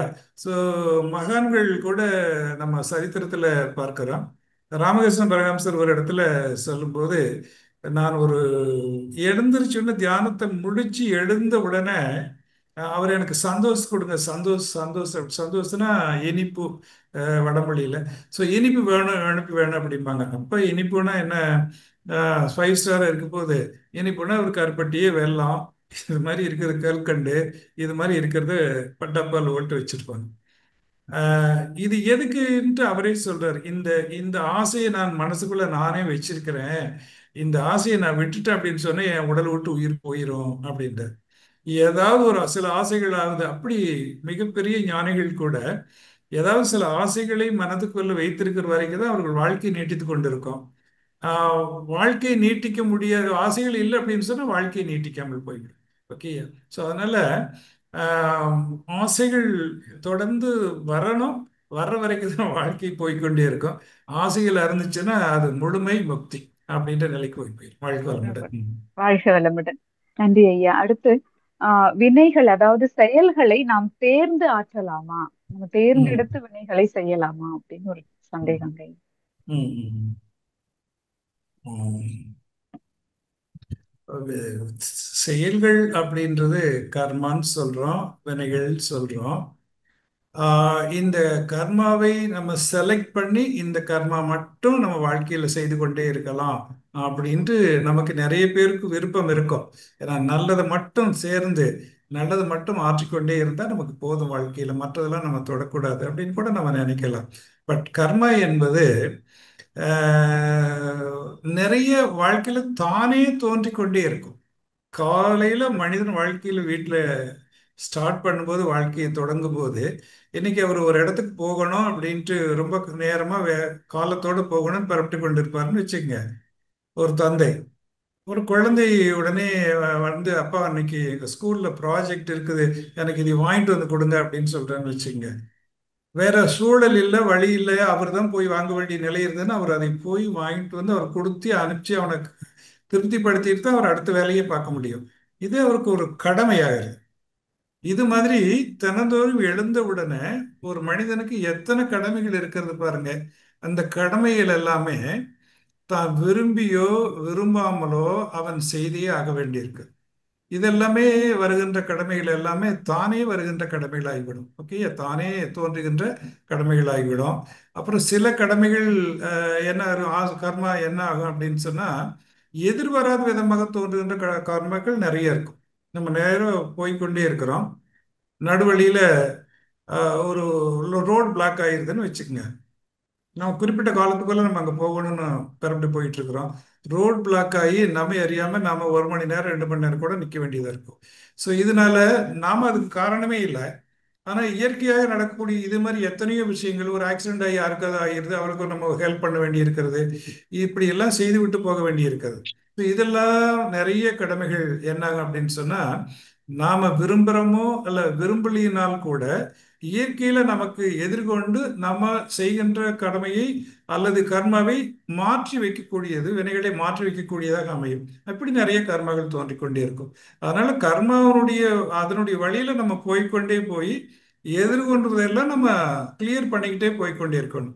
ரொம்ப சில கடமைகள் மட்டும்தான் நம்ம தேர்ந்து ஆற்றக்கூடிய கடமைகள் இருக்கும். நம்ம இதைத்தான் தேர்ந்து இதைத்தான் செய்யணும்னு சொல்றாங்க. இப்ப சில கடமைகள் நம்ம தேர்ந்து ஆற்றலாம், விருப்பத்துக்கு ஆற்றக்கூடிய கடமைகள் சிலது இருக்காது. இப்போ ஒருத்தர் டொனேஷன் கேட்டு வர்றாருன்னு வச்சுக்கோங்க, நம்ம அவருக்கு கொடுக்கலாம், கொடுக்கல முடியாதுன்னு சொல்லிடலாம். ஓகேயா, அவர் பெரிய அமௌண்ட் எதிர்பார்க்கிறார், கொடுக்கல, இல்லை ஒரு சிறிய தொகையை கொடுத்துட்டு நம்ம நிறுத்தி கொள்ளலாம். இதெல்லாம் நம்ம விருப்பத்திற்கு செய்யக்கூடிய சில விஷயங்களும் இருக்கிறது. சில கடமைகள் மட்டும் நல்ல கடமைகள், இந்த சமுதாயத்துக்கு நன்மை செய்ய வேண்டும் அப்படின்னு நினைச்சு செய்யக்கூடிய கடமைகள் அப்படின்னு வச்சுக்கோங்க. அதையும் நம்ம தேர்ந்து ஆற்றலாம். அப்படி ஆற்றுவது தான் சிறப்பு என்று வள்ளுவரும் சொல்றார். ஐயா, என்றும் ஒருவதல் வேண்டும் சொல்வார் பாருங்க, என்றும் ஒருவதல் வேண்டும். ஆம், புகழோடு நன்றி வயவா வினை அப்படின்னு சொல்வர். ஒருவதல்னா நீங்குதல், செய்யாமல் தவிர்க்க வேண்டும். புகழும் நன்றியும் இல்லாத ஒரு வினைகளை வீணா நீ செய்து கொண்டிருக்காத, வாழ்க்கையில நன்மை தராத வினைகளை நீ செய்து கொண்டிருக்காதேன்னு சொல்வாரு. அது எதுக்கு வருகிறதுன்னு சொன்னா, எந்த இடத்துல நம்மால் அது இயலுகிறதோ முடிகிறதோ அப்பொழுதெல்லாம் அது மாதிரி நம்ம கடமைகளை நம்ம செய்யணும். ஓகேயா. ஸோ இப்போ ஒரு யாரோ ஒருத்தர் ஒரு அரசியல் கூட்டம் போட்டிருக்காங்கன்னு வச்சுக்கோங்க. அதில் நம்ம ஒன்றும் தெரிஞ்சுக்க கூட விஷயம் ஒன்றும் இல்லை. ஆனால் நம்ம போய் காலையிலேருந்து சாயந்தரம் வரைக்கும் அங்கே போய் உட்காந்துக்கிட்டு இருந்தாங்கன்னு வச்சுக்கோங்க. அதனால என்ன கிடைக்கும்? ஏதாவது அவருக்கு அதுக்கான கூலி கிடைச்சு போனவருக்கு அதுக்கு சரி, அவருக்கு சரி. அவர் வெளியே சம்பாதிக்கிறது அங்கே சம்பாதிக்கிறாருன்னா அது ஓகே. இல்லை அதில் ஏதாவது ஆதாயம் எதிர்பார்த்து போறாருன்னு ஓகே. எதுவுமே இல்லாதவங்க போய் காலையிலேருந்து சாயந்தரம் வரைக்கும் அங்கே உட்காந்துக்கிட்டு இருக்கிறது என்ன பயனை கொடுக்க போகிறது? இப்படி எத்தனையோ நம்மளுடைய நேரத்தை வீணாக்கக்கூடிய, பதிவுகளை அதிகமாக்கக்கூடிய, வாழ்க்கையை வீணடிக்கக்கூடிய இது மாதிரி கடமைகள், இது மாதிரி வரக்கூடிய வினைகள் எல்லாம் நிறைய இருக்கிறது. அந்த வினைகளை எல்லாம் நம்ம ஒருவுதல் வேண்டும், அதாவது நீங்குதல் வேண்டும். அப்படி செய்யாம இருந்தா தான் நம்முடைய காலம், வாழ்க்கையினுடைய காலம் தேவையற்ற இதற்கு செலவாகாம நல்லதுக்கு செலவாகும். ஓகே. ஸோ அதனால நம்ம அவ்வாறு செய்யலாம். தேர்ந்தெடுக்கிறது மட்டுமல்ல, வருகின்ற வினைகளை நம்ம செய்து கொண்டே போக வேண்டும். அப்படி போனா தான் வாழ்க்கை தொடர்ந்து போய்க்கொண்டே இருக்கும். வாழ்க வளமுடன். வாழ்க வளமுடன். மிக்க நன்றி ஐயா. தெளிவான விளக்கம். ஐயா, அடுத்து மூலாதாரத்துடன் தொடர்புடைய மையங்கள் எவை? ம். ஒரு எளிதான கேள்வியாக தான் இருக்கும் பார்த்தா. ஒரு மூலாதாரம் அப்படின்னு சொல்லக்கூடியது உயிருக்கான மையம் அப்படின்ட்டு நம்ம எல்லாருக்கும் தெரியும். எப்படி ஒரு பருப்பொருளுக்கான மையம் கிராவிட்டி அமைகிறதோ, அதே மாதிரி நுண்பொருளுக்கான மையமாக அது அமைந்திருக்கிறது மூலாதாரம். அப்படி அமைந்திருக்கிற மூலாதாரத்துல தொடர்புடைய மையங்கள் அப்படின்னு சொன்னா, மனிதனுக்கு கிராவிட்டினால கீழ்ப்பக்கமான ஈர்ப்பு ஏற்கிறதுனால அவன் கீழே இருக்கிறதுக்கு மையம் பெருசா தேவையில்லை. கால்களுக்கு தானே ரத்த ஓட்டம் ஓடிரும். மீண்டும் அதுல இருந்து எடுத்து பம்பிங் பண்ணி மேலே ஓடியாந்துருதுன்னு வச்சுக்கோங்க. ஓகே. ஆனா மேல் பக்கமாக வரும்போது இந்த உயிர இயக்கமானது இந்த இரத்த, வெப்ப, காற்று இந்த மூன்றோடு இணைந்து தான் உடல் முழுக்க இயங்கிக் கொண்டிருக்கிறது. வெப்ப ஓட்டம், வெப்ப ஓட்டம், காற்றோட்டம். இதோட இது மூன்றும் இயங்கினா தான் உயிரோட்டம் சரியா இயங்கும். உயிர் அது கூட எடுத்து செல்லப்படுகிறது, எல்லா இடங்களுக்கும் எடுத்து செல்லப்படுகிறது. இப்போ மேல் பக்கமாக மேலே வரும்போது இந்த கிராவிட்டிக்கு எதிர்த்து தான் மேலே ரத்த ஓட்டம் ஒடியார வேண்டும். ஏன்னா இப்போ நம்ம நான்கு காலில் நடக்கிற வரைக்கும், நான்கு கால் பிராணிகளாக இருக்கின்ற போது இந்த கிராவிட்டியும் அதனுடைய ரத்த ஓட்டமும் அதுக்கு பேரலா அமையும், உடலுக்கு பேரலா அமையும். அதனால என்ன ஆகும் அப்படின்னு சொன்னா பேரல ரத்த ஓட்டம் ஈஸியா ஓடிரும். ஆனா ரெண்டு காலில் எப்போ நிக்க ஆரம்பிச்சோமோ, மனிதன் நிக்க இப்படி மேல வந்தானா அவன் ரெண்டு காலுக்கு வந்துட்டான். ரெண்டு கால் வரும்போது நேர் எதிராக, கிராவிட்டிக்கு நேர் எதிராக மேற்பக்கமாக ஓட வேண்டி இருக்குது. அப்ப என்ன ஆகுதுன்னா இந்த சுழற்சிக்கு நடுவால் அது தானே இயற்கையான மையங்களை அமைத்து கொண்டு மேலே வர ஆரம்பிக்கிறது. அப்படி வரும்போது தான் சுவாதிஷ்டானம், நீர்ப்பைக்கு மேலே நம்ம சொல்றோம், ஆம், மணிப்பூரகம், அதே மாதிரி அது நம்முடைய ஹீட்டுக்கான மையம் அப்படின்னு நம்ம சொல்றோம். அப்புறம் அநாகதம் அப்படின்னு நம்ம சொல்றோம். விசுத்தின்னு சொல்றோம் தொண்டை மையம். அப்புறம் அந்த 5 மையத்துக்கு மேல வரும்போது ஆக்கினை, அறிவினுடைய மையம் என்று சொல்றோம். அப்புறம் துரியம் சொல்றோம், உடலளவில் வரும்போது துரியம் என்று சொல்கின்றோம். ஸோ இந்த மையங்களுக்கு எல்லாம் மேல போறதுக்கு இயற்கையாக இதெல்லாம் இமேஜினரி தான். இந்த மையங்கள் அத்தனையும் இமேஜினரி தான். இந்த மையங்களை நம்ம விஞ்ஞானத்தால தனியாக எடுத்து விளக்க முடியாது, ஆப்ரேஷன் பண்ணி நம்ம கண்டுபிடிக்க முடியாது. ஒரு இடத்துல அந்த மையத்துக்கான இடமானது ஆக்சிடென்ட்ல ஏதாவது ஆயிடுச்சுன்னா அந்த அந்த அந்த மையமே தானே இன்னொரு இடத்தை மாற்றிக்கொண்டு அமைத்துக் கொள்ளும். ஸோ இப்படி அமைத்துக்கொண்டு எல்லா இடத்துக்கும் உயிராற்றலை பரவுவதற்காக இயற்கையாக அமைக்கக்கூடிய மற்ற மையங்கள் தான் மேல இருக்கிற மையங்கள்லாம். ஸோ இந்த மையங்களுக்கு அத்தனைக்கும் மூலாதாரம் தான் பேஸ். மூலாதாரம் இருக்கிற வரைக்கும் தான், மூலாதாரத்தில் அந்த விந்துநாதத்தோடு அந்த உயிராற்றல் சுடர்ந்து இருக்கிற வரைக்கும் தான் இந்த மையங்களுடைய இயக்கம் எல்லாம் சிறப்பாக நடைபெற்று கொண்டிருக்கும். என்னைக்கு இந்த மூலாதாரத்தில் விந்துநாதம் கொட்டி போகுதோ எல்லா மைய இயக்கம் போயிடும். இல்லையா? ஸோ இப்போ உடல் இருக்கின்ற இந்த 7 மையங்களும் இதுக்கு நேரடியாக தொடர்பு எப்பொழுதுமே மூலாதாரத்துக்கு இருக்கிறது. ஓகேயா? வாழ்க்கை வளமுடன். வாழ்க வளமுடன் ஐயா. அடுத்து ஆஹ் தியானம் தொடங்கும் இடம் ஒன்றாகவும் நிறைவு செய்யும் இடம் வேறாகவும் இருப்பது ஏன்?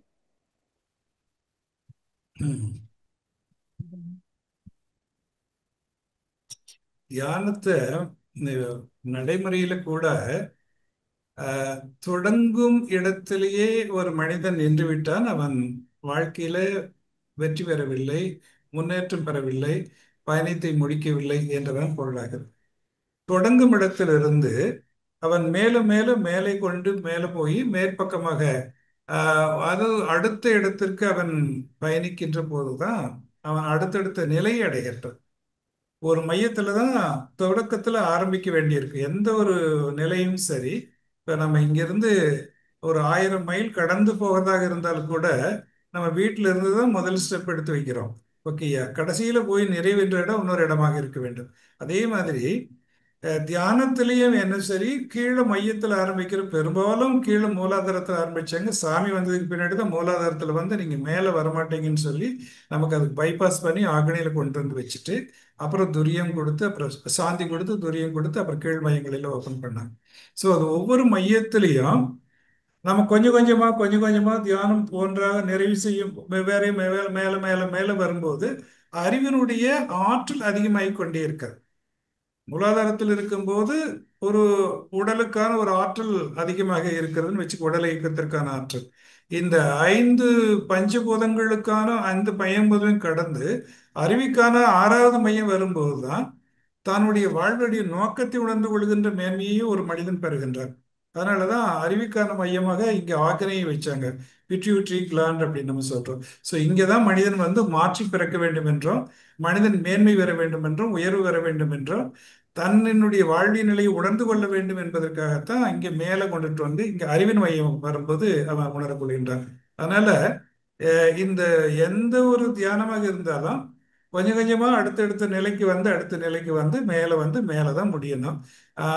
பெரும்பாலும் சாந்தி யோகத்தில் மட்டும்தான் நம்ம சாந்தியில் முடிகிறோம், நம்ம தியான முறைகளில் கூட. அப்புறம் அதே மாதிரி மேலே போகும்போது பருப்பொருள்ல அல்லது பருவுடல் இல்லாதனால சக்தி கிளம்ப சிவக்கிழமை போகும்போது அங்க போய் நிலைத்து நிற்க முடியாது. அப்படி மனசு நிலைத்து நின்றுட்டாங்க அப்படின்னு சொன்னா ஒரு தொடர்ந்து மெழுமையான ஒரு ஓய்வு யோகியாகி விடுவார். அப்புறம் ரொட்டீன் லைஃப்க்கு அவரால் வர முடியாது. ஓகேயா? அதனால மீண்டும் என்ன பண்றோம், அங்கெல்லாம் நிற்காம மீண்டும் துரியத்துல வந்து நம்ம வாழ்க்கையை தவத்தை நிறைவு செய்கின்றோம். ஓகேயா?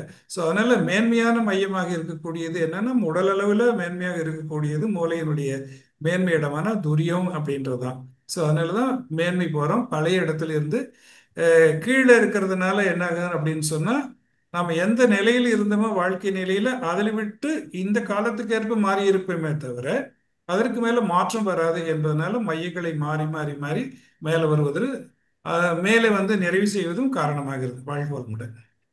வாழ்க வளமுடன் ஐயா. இப்ப நம்ம எந்த யோக முறையில் இறைநிலை அடைவது எளிதாக இருக்கும் அப்படின்னு கூறுங்க ஐயா. ம், ம், ம். இது ஒரு சிக்கலான கேள்வி. எ- எந்த யோக முறை அப்படின்னு சொல்லணும்னா, முதல்ல யோகம் அப்படின்றது இறைவனோட இணைத்தல் அப்படின்ட்டு நம்ம அறிந்திருக்கிறோம். யோக முறை அப்படின்னு சொல்றது அகநோக்காக பயணித்து இறைவனை அடைதல் என்பதற்கான பயணம் தான் யோக முறைன்னு வந்துச்சு. ஐயா, இறைவனை அடைவது இந்த பிறவியில அல்லது அடுத்தடுத்த பிறவிகளில் அதை நோக்கியே அகநோக்கிய பயணத்தை தொடர்வதற்கான முறை தான் யோக முறை என்று வந்துச்சு. இப்போ இதில் எந்த யோக முறை எளிதாக இருக்குன்னு பெரும்பாலும் இறைவனை நோக்குவதற்கு நான் கூட ஒருத்தர் சொல்லு, இப்போ பாதை ஒன்றும் தனியே யாரும் வகுக்கவே இல்லை. ஒவ்வொரு குருவும் ஒவ்வொரு பாதையில போய் அவங்க அடைஞ்சிருப்பாங்க. அந்த பாதையை அவர் குரு மற்றவர்களுக்கு சொல்லி கொடுக்குறாங்க. இருந்தாலும் யூனிவர்சலா வந்தவங்க சில பேர் இந்த நிலை தான் இப்படித்தான் அப்படின்னு சொல்றாங்க. இப்போ நம்ம சூரியனை பார்க்கணும்னு சொன்னா அவன் இங்கிருந்து பார்த்தாலும் சரி, டெல்லியில இருந்து பார்த்தாலும் சரி, அல்லது வெளிநாட்டில் சிங்கப்பூர்ல இருந்து ஒருத்தர் பார்த்தாலும் சரி, சூரியனை மேலே தானே பார்க்கணும். அவனுக்கு நேராக தானே இருக்கும் சூரியன். அது மாதிரி இறைவன் என்பவன் எல்லாருக்கும் பக்கத்துல தான் இருக்கிறான், அவனுக்குள்ளேயே இருக்கிறான். பட் அதை அடைகின்ற முறை இருக்குது பாருங்க. அடைகிற முறைகள் ஒவ்வொருவருக்கும் இறைவனே ஒவ்வொரு முறையை ஏற்படுத்தி கொடுக்கின்றான். பெரும்பாலும் நம்ம இதுல பாத்தீங்க அப்படின்னு சொன்னா, இந்த இந்து பிலாசபியில சொன்ன முறைகள்ல விவேகானந்தர் தான் தொகுத்து இந்த பக்தி யோகம், கர்ம யோகம், ஞான யோகம், தியான யோகம் அப்படின்னு சொல்லி ராஜயோகம் அப்படின்னு சொல்லி பிரிச்சு வச்சிருக்கிறார். எல்லாமே ஓவர்லாப்பிங் தான். ஒவ்வொரு யோகத்திலிருந்து ஒவ்வொன்றும் இன்னொன்னு அப்படிதான் இருக்கிறது. இப்ப பெரும்பாலான மக்களுக்கு எளிதாக இருக்கக்கூடிய ஒரு முறை என்ன அப்படின்னு சொன்னா, அதிகமான மக்கள் இருக்கிறது அப்படின்னு சொன்னா, இந்த பக்தி யோகத்துல ஒரு சிறப்பு இருக்கிறது. இந்த பக்தி யோகத்துல என்னன்னு சொன்னா, நாம சொல்ற பக்தி யோகத்தை எதுக்கு சொல்லுன்னா, எல்லாரும் வழிபாடு நடத்திட்டு வர்றாங்கல்ல, அதையும் நம்ம சொல்லல. அந்த வழிபாடு நடத்துவது என்பது என்னதுக்குன்னா, பக்தி யோகத்துல ஒரு முதல் நிலை பொருள் சார்ந்தது. நான் இந்த பொருளை கொடுக்கிறேன் இறைவா, எனக்கு நல்ல குடும்பத்தை கொடு, எனக்கு வசதிகள் கொடு, எனக்கு தொழிலை கொடு என்று உலகியல் நன்மைகளை இறைவனிடம் கேட்பது. அப்படி கேட்டாலும் இறைவன் கொடுப்பான். ஸோ அந்த நிலைகளை கேட்பதற்கு தான் பெரும்பாலும் பக்தி யோகத்தில் அதிகமான மக்கள் இருக்கிறார்கள். அவங்களுக்கு அதோடு முடிஞ்சு போச்சு, அவங்கவுங்க வேலை பார்க்க அவங்க போயிடுவாங்க. ஆனால் பக்தி யோகத்தில் ஆழ்ந்து போய் எல்லாமே இறைவன் அப்படின்னு நிற்கக்கூடியவங்க, அவங்க தான் உண்மையான இறைவனை தேடக்கூடியவர்கள். அப்படி போகும்போது பக்தியில் ஒரு எளிமை இருக்கிறது. என்னன்னு சொன்னா, சிக்கல் இல்லை. நான் போய் எனக்கு இதெல்லாம் ஒன்றும் தெரியாது, இறைவா நீயே தான் என்னை எடுத்துட்டு போகணும் அப்படின்னு சொல்லிட்டு போயிடலாம். ஐயா, ஸோ ஒரு வக்கீல்கிட்ட போய் பவர் ஆஃப் அட்டார்னி கொடுத்துட்டு நீயே கேஸை பார்த்துக்கங்க அப்படின்னு சொல்ற மாதிரி, எனக்கு இதெல்லாம் தெரியாது, இது எப்படி இருக்கிறது என்ன விஷயம் தெரியாது, நீ தான் என்னை பார்த்துக்கணும், எல்லாம் உனக்கிட்ட தான் தெரியும், பொறுப்பு ஒப்படைச்சிடுறது. இதுல ஒரு ஈஸியான மெத்தேடு இருக்கிறது. ஸோ அது மாதிரி அப்படி போகக்கூடியவர்கள் நிறைய பேர் இருக்கிறாங்க பக்தியில. அப்படி போய் இப்போ பெரிய மகான்கள் கூட அது மாதிரி நிலையில போனவர்கள் இருக்கிறார்கள். பட் இது எங்க போகும்னு சொன்னா, எல்லாம் ஒவ்வொரு இடத்துக்கு தான் வழிகாட்டிட்டு போகும். இப்போ ஞான யோகத்துல போகணும் அப்படின்னு சொன்னா, அதுக்கு சார்பா பிரில்லியன்ஸ் இருக்கணும். ஞான யோகத்துல ஞானம்னா அறிவை கொண்டே அந்த முழுமையான அறிவை அறிகிறது தான் ஞான யோகம். தன்னுடைய அறிவை கொண்டே, இப்போ தன்னுடைய அறிவு அந்த முழுமையான அறிவை அறிவத அளவுக்கு புத்தி சார்பா இருக்கணும். அது அவங்க தான் ஞான் யார் அப்படின்ற நிலையில ஆராய்ச்சிட்டு இருக்க முடியும். இப்போ நம்ம ஞான் யார் அப்படின்னு நம்ம படிச்சு வச்சிருக்கிறதுக்கும், அஹ், மகரிஷியோ அல்லது ரமண மகரிஷியோ நான் யார் அப்படின்னு அவங்க சொன்னதுக்கும் there is a lot of difference இருக்கு, இல்லையா? நம்ம இருக்கிறது இது என்ன அப்படின்னு சொன்னோம்னா, நம்ம கல்வி அளவில் அறிவின் அளவில் நமக்கு இருக்கிற அறிவியல் அறிஞ்சு வச்சிருக்கிறோம். அவங்க உள்ள புகுந்து உண்மை என்ன அப்படின்னு பார்த்து அந்த நிலைக்கு போயிருக்கிறாங்க. ஸோ இது மாதிரி இருக்கிறவங்களுக்கு அது ஞான யோகம் அப்படின்றது எளிது. ஆனால் ஞான யோகத்தில் தவறு செய்துட்டு மீண்டும் கீழே வந்துடணும். இது ரொம்ப கஷ்டமான விஷயம்தான். அதனால புத்தி சார்பா இருக்கிறவங்க மட்டும்தான் அது மாதிரி மகர்ஷி மாதிரி, ரமண மகர்ஷி மாதிரி இருக்கிறவங்களுக்கு நான் யாருன்றது போறது அது எளிது. இப்ப நான் யாருன்ட்டு நமக்கும் தெரியும், நானே தான் இறைவனா இருக்கிறேன்ட்டு ஆயிரம் தடவை சொல்றோம். ஆனா அறிவுக்கும் புக்திக்கும் நிறைய டிஃபரன்ஸ் இருக்கு. ஓகே, அறிவு இப்படி சொல்லிட்டு போயிடும் புக்தி, ஆனா உண்மை நிலையை உணர்றது, உணர்வு பூர்வமா உணர்றதுக்கு there is a lot of difference. அப்படி இருக்க தான் செய்யும். அதே மாதிரி ராஜயோகம் அப்படின்னு இருக்கிறது. இந்த ராஜயோகத்தில் என்னன்னு சொன்னா, தியானம் செய்து இறைவனை தியானத்தில் பிடிச்சு அவனே நானாக இருக்கிறேன் உணர்ந்து பல மணி நேரம் பல காலம் அப்படியே நிலைத்து நின்று அவன் அந்த நிலைக்கு போயிடுறாங்க. அப்படி போகக்கூடிய ஞானிகளுக்கு ஒரு பெரிய சிறப்பு இருக்கிறது. பட் அப்படி போவதற்கு அவர்களுக்கு நம்பிக்கப்பட்டிருக்க வேண்டும். அதாவது ஆஹ், முழுமையாக அந்த நிலைக்கு போகணும் அப்படின்னு சொன்னா மனசு நிக்கணும். தியானத்துல மனசு நிக்காதவங்க ராஜயோகத்துல போய் ஜெயிக்க முடியாது. ஓகே, நேரம் எல்லாம் வீணாகும். சும்மா தவம் பண்ணிட்டு இருப்பாங்க. 5 நிமிஷம் தவம் பண்ணியிருந்தாங்கன்னா 25 நிமிஷம் மனசு அசைப்போட்டு கொண்டே இருந்திருக்கும். அது வேஸ்ட். ஓகே, அது மாதிரி பார்க்க முடியாது. இன்னும் ஒரு யோகம் இருக்கிறது பாருங்க.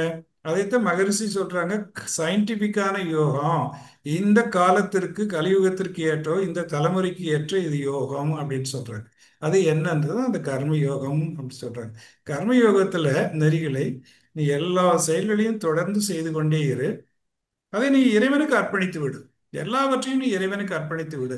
ஓகே, நான் செய்கின்ற செயல்களே அப்போ நமக்கு ஒரு பிடிப்பு இருந்தால் கூட, பிறகு இரவு வந்தால் கூட, இதெல்லாம் நான் யாருக்காக செய்தேன், எதற்காக செய்தேன், இறைவனுக்காக செய்தேன், விடு. அப்படி நம்ம செய்யும்போது அதுல இருக்கின்ற பற்று, அதுல இருக்கின்ற வந்தவர்கள் குறுக்கால வந்தவங்க மேல இருக்கின்ற விருப்பு வெறுப்பு அதையெல்லாம் தானே விட்டு போயிடும். ஓகே, அந்த நிமிடத்திற்கு வந்தால் கூட அது பின்னாடி தானே விட்டு போயிடும். So it is dedicated to God. அதோட முடிஞ்சு போச்சு நம்ம. ஸோ அப்ப நான் இதுவரை செய்த செயல்கள் எல்லாம் இறைவனுக்கு அர்ப்பணித்து விடுகிறேன். எனக்கு இதனுடைய பலன் ஒன்றும் வேண்டாம், எல்லாம் இறைவனுக்கே சேரட்டும். ஓகேயா, இறைவன் நம்மகிட்ட இருந்து எதையும் எடுத்துக்கிறது இல்லை, அதுதான். ஓகே, இப்படி நம்ம இறைவனுக்கு அர்ப்பணிச்சுட்டு போறது, அதுதான் கர்மயோகத்தினுடைய மிகப்பெரிய சிறப்பு. அதனால ஒவ்வொருத்தருக்கும் ஒரு கான்ஸ்டியூஷன் இருக்கிறது, பாடியிலேயே மனதிலேயே கான்ஸ்டியூஷன் இருக்கிறது. அவங்க அந்தந்த யோகத்துக்கு அவர்கள் ஃபிட்டாகி இருப்பாங்க. சில பேர் இங்கே ஞான யோகத்தில் வந்து போட்டு பல பேர் பக்தி யோகத்துக்கு ஓடிடுறாங்க. சில பேர் பக்தி யோகத்திலிருந்து இங்கே ஞான யோகத்துக்கு ஓடிடுறாங்க. சில பேர் இன்னொரு முறைக்கு அங்கே போய் அந்த குருக்கிட்ட இந்த யோகத்தை எடுத்துட்டு இருக்கிற ராஜயோகத்தை அப்படின்றாங்க. இது ஏன் இப்படி வருது அப்படின்னு சொன்னா, இது நேச்சர், இயற்கையில் அப்படி அமைக்கப்பட்டிருக்கிறது. உதாரணமா ஒரு ராமகிருஷ்ண பரமஹம்சர் பகவானுடைய வாழ்க்கை வரலாறு ஒரு நிகழ்ச்சி வரும். விவேகானந்தர் என்ன பண்ணுவாரு, அவரு ஞான யோகி, அவருக்கு இந்த பக்தி எல்லாம் வராது. இதுவே அவர் ராமகிருஷ்ண பரமஹம்சருக்கு பக்தி தான் வரும், காளி தான் பிடிச்சிட்டு எல்லாம் செய்வார். அவர் தியானத்துல பிரம்மத்தின் நிலை கடந்து நின்றுக்கிட்டே இருந்தாலும் எல்லாம் காளி மூலமாக பேசுறதாகத்தான் அவர் எடுத்துக்குவார். ஐயா, ஆனா விவேகானந்தர் ஞான யோகத்துக்கு அடிப்படையாக அமைந்தவர். இப்போ அவர் என்ன செய்கிறாரு, அவர் சீடர்களோடு இருக்கும்போது, சீடனாக கற்றுக்கொண்டு இருக்கின்ற போது, இன்னும் சில சீடர்கள் அவர் அருகில் இருக்கும்போது அவர் சொல்றாரு, நான் நல்ல தியானத்தில் இருக்கிறேன், அப்ப நீ வந்து என்னை தொடு, என்ன நடக்குதுன்னு பாரு அப்படின்னு இன்னொரு சீடனுக்கு, புதிதாக வந்த ஒரு சீடனுக்கு அவர் அட்வைஸ் பண்றாரு. சரி அப்படின்னு சொல்லிட்டு அவர் நல்ல தியானம் பண்ணும்போது அவர் போய் தொடுறாரு. உடல்ல ஒரு சிலிர்ப்பு ஏற்படுகிறது. அஹ் விறுவிறுன்ட்டு ஏதோ ஒரு உணர்வு, மின்சாரம் பாயிற மாதிரி இருக்கிறத உணர்ந்துக்கிறாரு, பார்க்கறாரு. அப்போ அங்கிருந்து இருந்த இடத்துல இருந்து எல்லாவற்றையும் உணரக்கூடிய பகவான் என்ன சொல்றாரு, அப்ப கூப்பிட்டு விவேகானந்தரை கூப்பிட்டு சொல்றாரு, நான் அவன் அவன் அவன் கான்ஸ்டியூஷன் பக்தி யோகத்துக்கு ஏற்றது, அதற்காக நான் ட்ரைனிங் கொடுத்துக்கிட்டு இருந்தேன், நீ அவனை டிஸ்டர்ப் பண்ணாத அப்படின்னு சொல்றாரு. ஓகேயா, ஸோ ஒவ்வொருவருக்கும் எந்த யோகம் ஏற்றது என்று பெரும்பாலும் அவர்களுக்குள்ளேயே இருக்கும், அதை எடுத்துக்கொண்டு அவர்கள் போறாங்க. அதனால நமக்கு எந்த யோகம் யாருக்கு இயன்றது என்று சொல்ல முடியாது. தியானம் வர்றவங்களுக்கு ராஜயோகம் சிறப்பு, அல்லது எந்த இதையும் பார்க்காம கடமைகளை செய்து கொண்டிருக்கிறவர்களுக்கு கர்மயோகம் சிறப்பானது, அல்லது இதெல்லாம் வேண்டாம்ப்பா, கடவுள் நீயே பார்த்துக்க, எனக்கு இதெல்லாம் தெரியாது, நம்ம வேலையை பார்க்குறேன்ட்டு போறாங்க பாருங்க, அவங்களுக்கு பக்தி யோகம் சிறந்தது. ஸோ அந்தந்த இயல்புக்கு தகுந்த மாதிரி அந்த யோகம் அவர்களுக்கு வாழ்க்கையில எளிதாக இருக்கும். வாழ்க்கை வளமுடன். வாழ்க வளமுடன். மிக தெளிவான விளக்கம் ஐயா. நிறைய குழப்பங்கள் இருந்திருக்கு இந்த யோகத்துல. இது அனைவருக்குமே ஒரு சிறந்த வழிகாட்டியான ஒரு பதிலா இருக்குங்க ஐயா. வாழ்க வளமுடன். வாழ்க. தொடர்ந்து தொடர்ந்து வந்து கனவில் தோன்றும் எண்ணங்கள் செயல் வடிவம் பெறுமா? கனவுல வர நமக்கு அந்த எண்ணங்கள் இது நமக்கு செயல்லையும் வந்துருமா அப்படிங்கிறது. ம், ம், ம். ஆ, சிந்தனை இருக்குல்ல. கனவு அப்படின்றதுக்கும் நினைவு அப்படின்றதுக்கும் ஒரு வித்தியாசம்தான். கனவு வரும்போது அறிவு விழிப்பு நிலையில இல்லை, அவ்வளவுதான். கனவு எப்படி வேணுமானாலும் வரலாம், நமக்கு தெரியும். கனவு கர்மயத்திலிருந்து என்ன கனவா வரலாம், வான்காந்தத்திலிருந்து என்ன கனவா வரலாம், நேற்று செய்திகளுடைய செயல்களின் விளைவு அழுத்தமாக மூளையிலே பதிவு ஆனதுனால கனவா வரலாம். இப்படி எத்தனையோ விதங்கள்ல நமக்கு கனவு வரலாம். கனவு வரும்போது அறிவில் அவேர்னஸ் இருந்துச்சுன்னா அது பெரும்ப நினைவாயிரும், அல்லது அது கனவுலேயே வந்தால் கூட காலையில நான் நேற்று கனவு கண்டேன் இது வந்துச்சு அப்படின்னு நம்மளால சொல்ல முடியும்.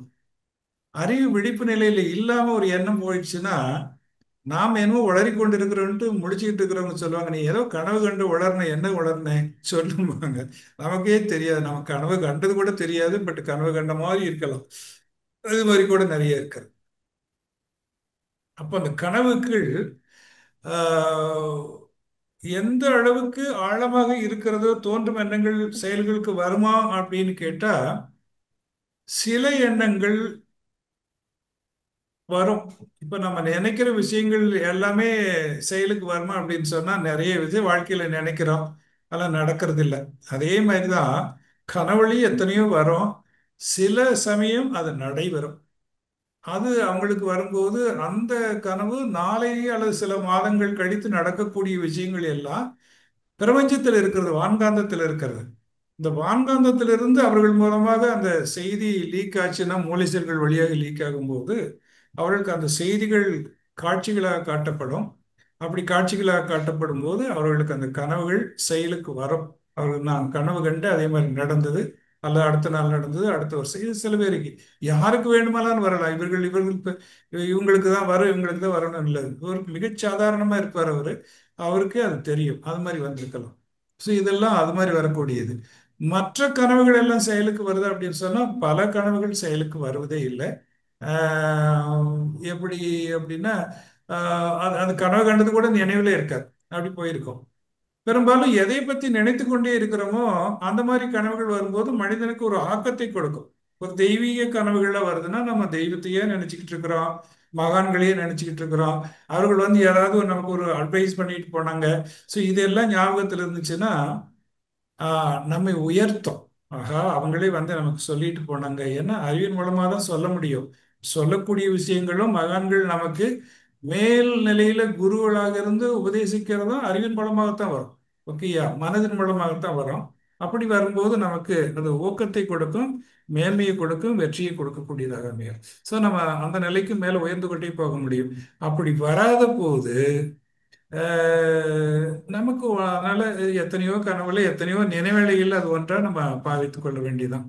அதனால கனவுகள் வருகின்ற அத்தனையும் செயல் வடிவம் பெறுமா அப்படின்னா பெறாது.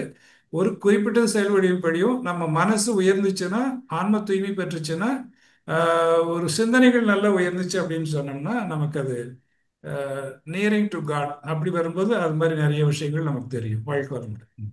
வாழ்க வளமுடன். நன்றி ஐயா, நன்றி ஐயா. அடுத்து வந்த ஒரு முக்கியமான கேள்வி, தியானத்தை நாம் எல்லோருக்கும் சொல்லி தருவது சரியா?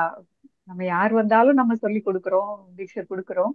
அது போல ம். எல்லோருக்குமே நம்ம தியானமும் தீட்சை கொடுப்பது சரியா அப்படிங்கிறது. ம். நல்ல சிந்தனை தான். ஆஹ் தியானத்தை ஆஹ் நம்ம எல்லாருக்கும் சொல்லிக் கொடுக்க கூடாது அப்படின்ட்டு ஒரு காலம் இருந்தது. அது ஒரு ஆண் ஆன்மீகத்துல அல்லது அறிவு நெறியில உயர்ந்தும் குணநலங்கள்ல உயர்ந்தும் அப்படி இருக்கிறவங்களுக்கு மட்டும்தான் நம்ம தியானத்தை சொல்லிக் கொடுக்கணும். சாதாரண மக்களுக்கெல்லாம் சொல்லிக் கொடுக்க கூடாது என்ற ஒரு காலம் இருந்தது, உண்மை. அதுவும் எஸ்பெஷலி மகரிஷிக்கு முன்னாடி அது அதிகமாக இருந்தது. ஆனா ஒரு தியானம் என்பது எதனுடைய கருவி அப்படின்னு சொன்னா, அறிவை உயர்த்துவதனுடைய ஒரு கருவி. யாரெல்லாம் அல்லது எப்பொழுதெல்லாம் அறிவு உயர்த்தப்பட வேண்டுமோ அல்லது இந்த சமுதாயத்தில் உயர வேண்டுமோ அப்பொழுது எல்லாமே எந்த ஒரு கல்வி சிறந்த கல்வியோ அந்த கல்வி எல்லோருக்கும் கிடைக்க வேண்டும். இப்போ தியானம் என்பது அஹ், அகம் நோக்கி இருக்கின்ற அவனுடைய வாழ்க்கையை புறத்திலே கொண்டு வந்தும் விரித்தும் செய்யக்கூடிய ஒரு நிகழ்ச்சிக்கு உறுதுணையாக இருக்கக்கூடியது தியானம். அதனாலதான் இந்த விவேகானந்தர் சொல்ற மாதிரி இந்த education is the manifestation of inner consciousness சொல்றாரு பாருங்க. அகம் என்ன இருக்கிறதோ புறமும் அது மாதிரி இருந்தால் அவன் வாழ்க்கை மிகச் சிறப்பானதாக வெற்றிகரமாக இருக்கும். அப்போ உள்ள இருக்கக்கூடியதை வெளிக்கொண்டு வருவதற்கு என்ன வேணும் அப்படின்னு சொன்னா அகநோக்கு பயிற்சி எல்லாருக்கும் அவசியம். இப்ப எல்லாருக்கும் எப்படி கல்வியை நம்ம அவன் மக்குப்பையா இருந்தாலும் சரி, ஹைலி இன்டெலிஜென்டா இருந்தாலும் சரி, நம்ம கல்வியை ஒரே மாதிரி தான் பள்ளிகளில் சொல்லிக் கொடுக்குறோம் மாணவ குழந்தைகளுக்கு எல்லாம். அடுத்த அடுத்த ஜெனரேஷன் அவர்கள் தானே. அதே மாதிரி இந்த தியானமும் என்பதையும் எல்லாருக்கும் சொல்லிக் கொடுத்தா அதுல எத்தனை பேர் மேன்மை பெறுவார்களோ அத்தனை பேர் மேன்மை பெற்று வரணும். அதனால தியானத்தை எல்லாருக்கும் சொல்லிக் கொடுக்கணும். யார் தியானத்தை கேட்டாலும் அப்படி சொல்லிக் கொடுக்கறது தான் சரியான மெத்தட். மகரிஷி அவர்கள் ஒரு முறை டெல்லியில் இருந்தபோது அவர் வாழ்க்கையை சொல்லியிருக்கிறார். நீங்க என்ன இது எல்லாம் போய் எல்லா மக்களுக்கும் சொல்லிக் கொடுக்குறீங்க, இப்படியெல்லாம் சொல்லிக் கொடுக்க கூடாது. இது யார் உங்களுக்கு இதுல இருந்து அதிகாரம் கொடுத்து சொல்லிக் கொடுக்கறதுக்கு அப்படின்னு சில அன்பர்கள் கேட்டதாகவும் அவர் சொல்லியிருக்கிறார். அப்போ அவர் சொல்றாரு, நான் இதுக்கு எனக்கு யாரும் அதிகாரம் கொடுக்க வேண்டிய அவசியம் இல்லை. என்னுடைய குறிக்கோள் என்னன்னா ஒரு மனிதனுக்கு உடல் இருக்க வேண்டும், அந்த உடல்ல நல்ல உயிர் இருக்க வேண்டும். இந்த ரெண்டு தகுதி இருந்தாலே போதும் அவனுக்கு நான் தியானம் சொல்லி கொடுப்பேன் அப்படின்னு அவர் சொல்றாங்க இல்லையா? ஸோ அது மாதிரி எல்லாருக்கும் தியானத்தை சொல்லி கொடுக்கறது தான் சிறப்பு. அறிவியலை உயர்த்துறது அப்படின்றது புண்ணியம், இறைவனுடைய செயல். இதையெல்லாம் எங்கேயோ ஒரு இடத்துல யாரோ ஒரு சில ஒரு ஆம், அறிவு வளர்ச்சி பெறாத அல்லது ஒரு குறுகிய எண்ணம் கொண்டவர்கள் மட்டுமே சில காலம் அதை தடுத்து வைத்திருந்திருக்கலாம். ஆனால் இப்பொழுது மகரிஷி வந்ததுக்கு பின்னாடியும் சரி, இது எல்லாருக்கும் போய் சேரக்கூடிய விஷயமாக வந்துருச்சு நாட்டில். அதனால இன்னைக்கு எல்லா தியானங்களும் எல்லா மன்றங்களையும் தியானத்தை சொல்லிக் கொடுக்குறாங்க. இது கொடுக்கலாம், எல்லாருக்கும் கொடுக்கலாம், சொல்லிக் கொடுக்கலாம். எல்லாரும் கற்றுக்கொள்ள வேண்டும்.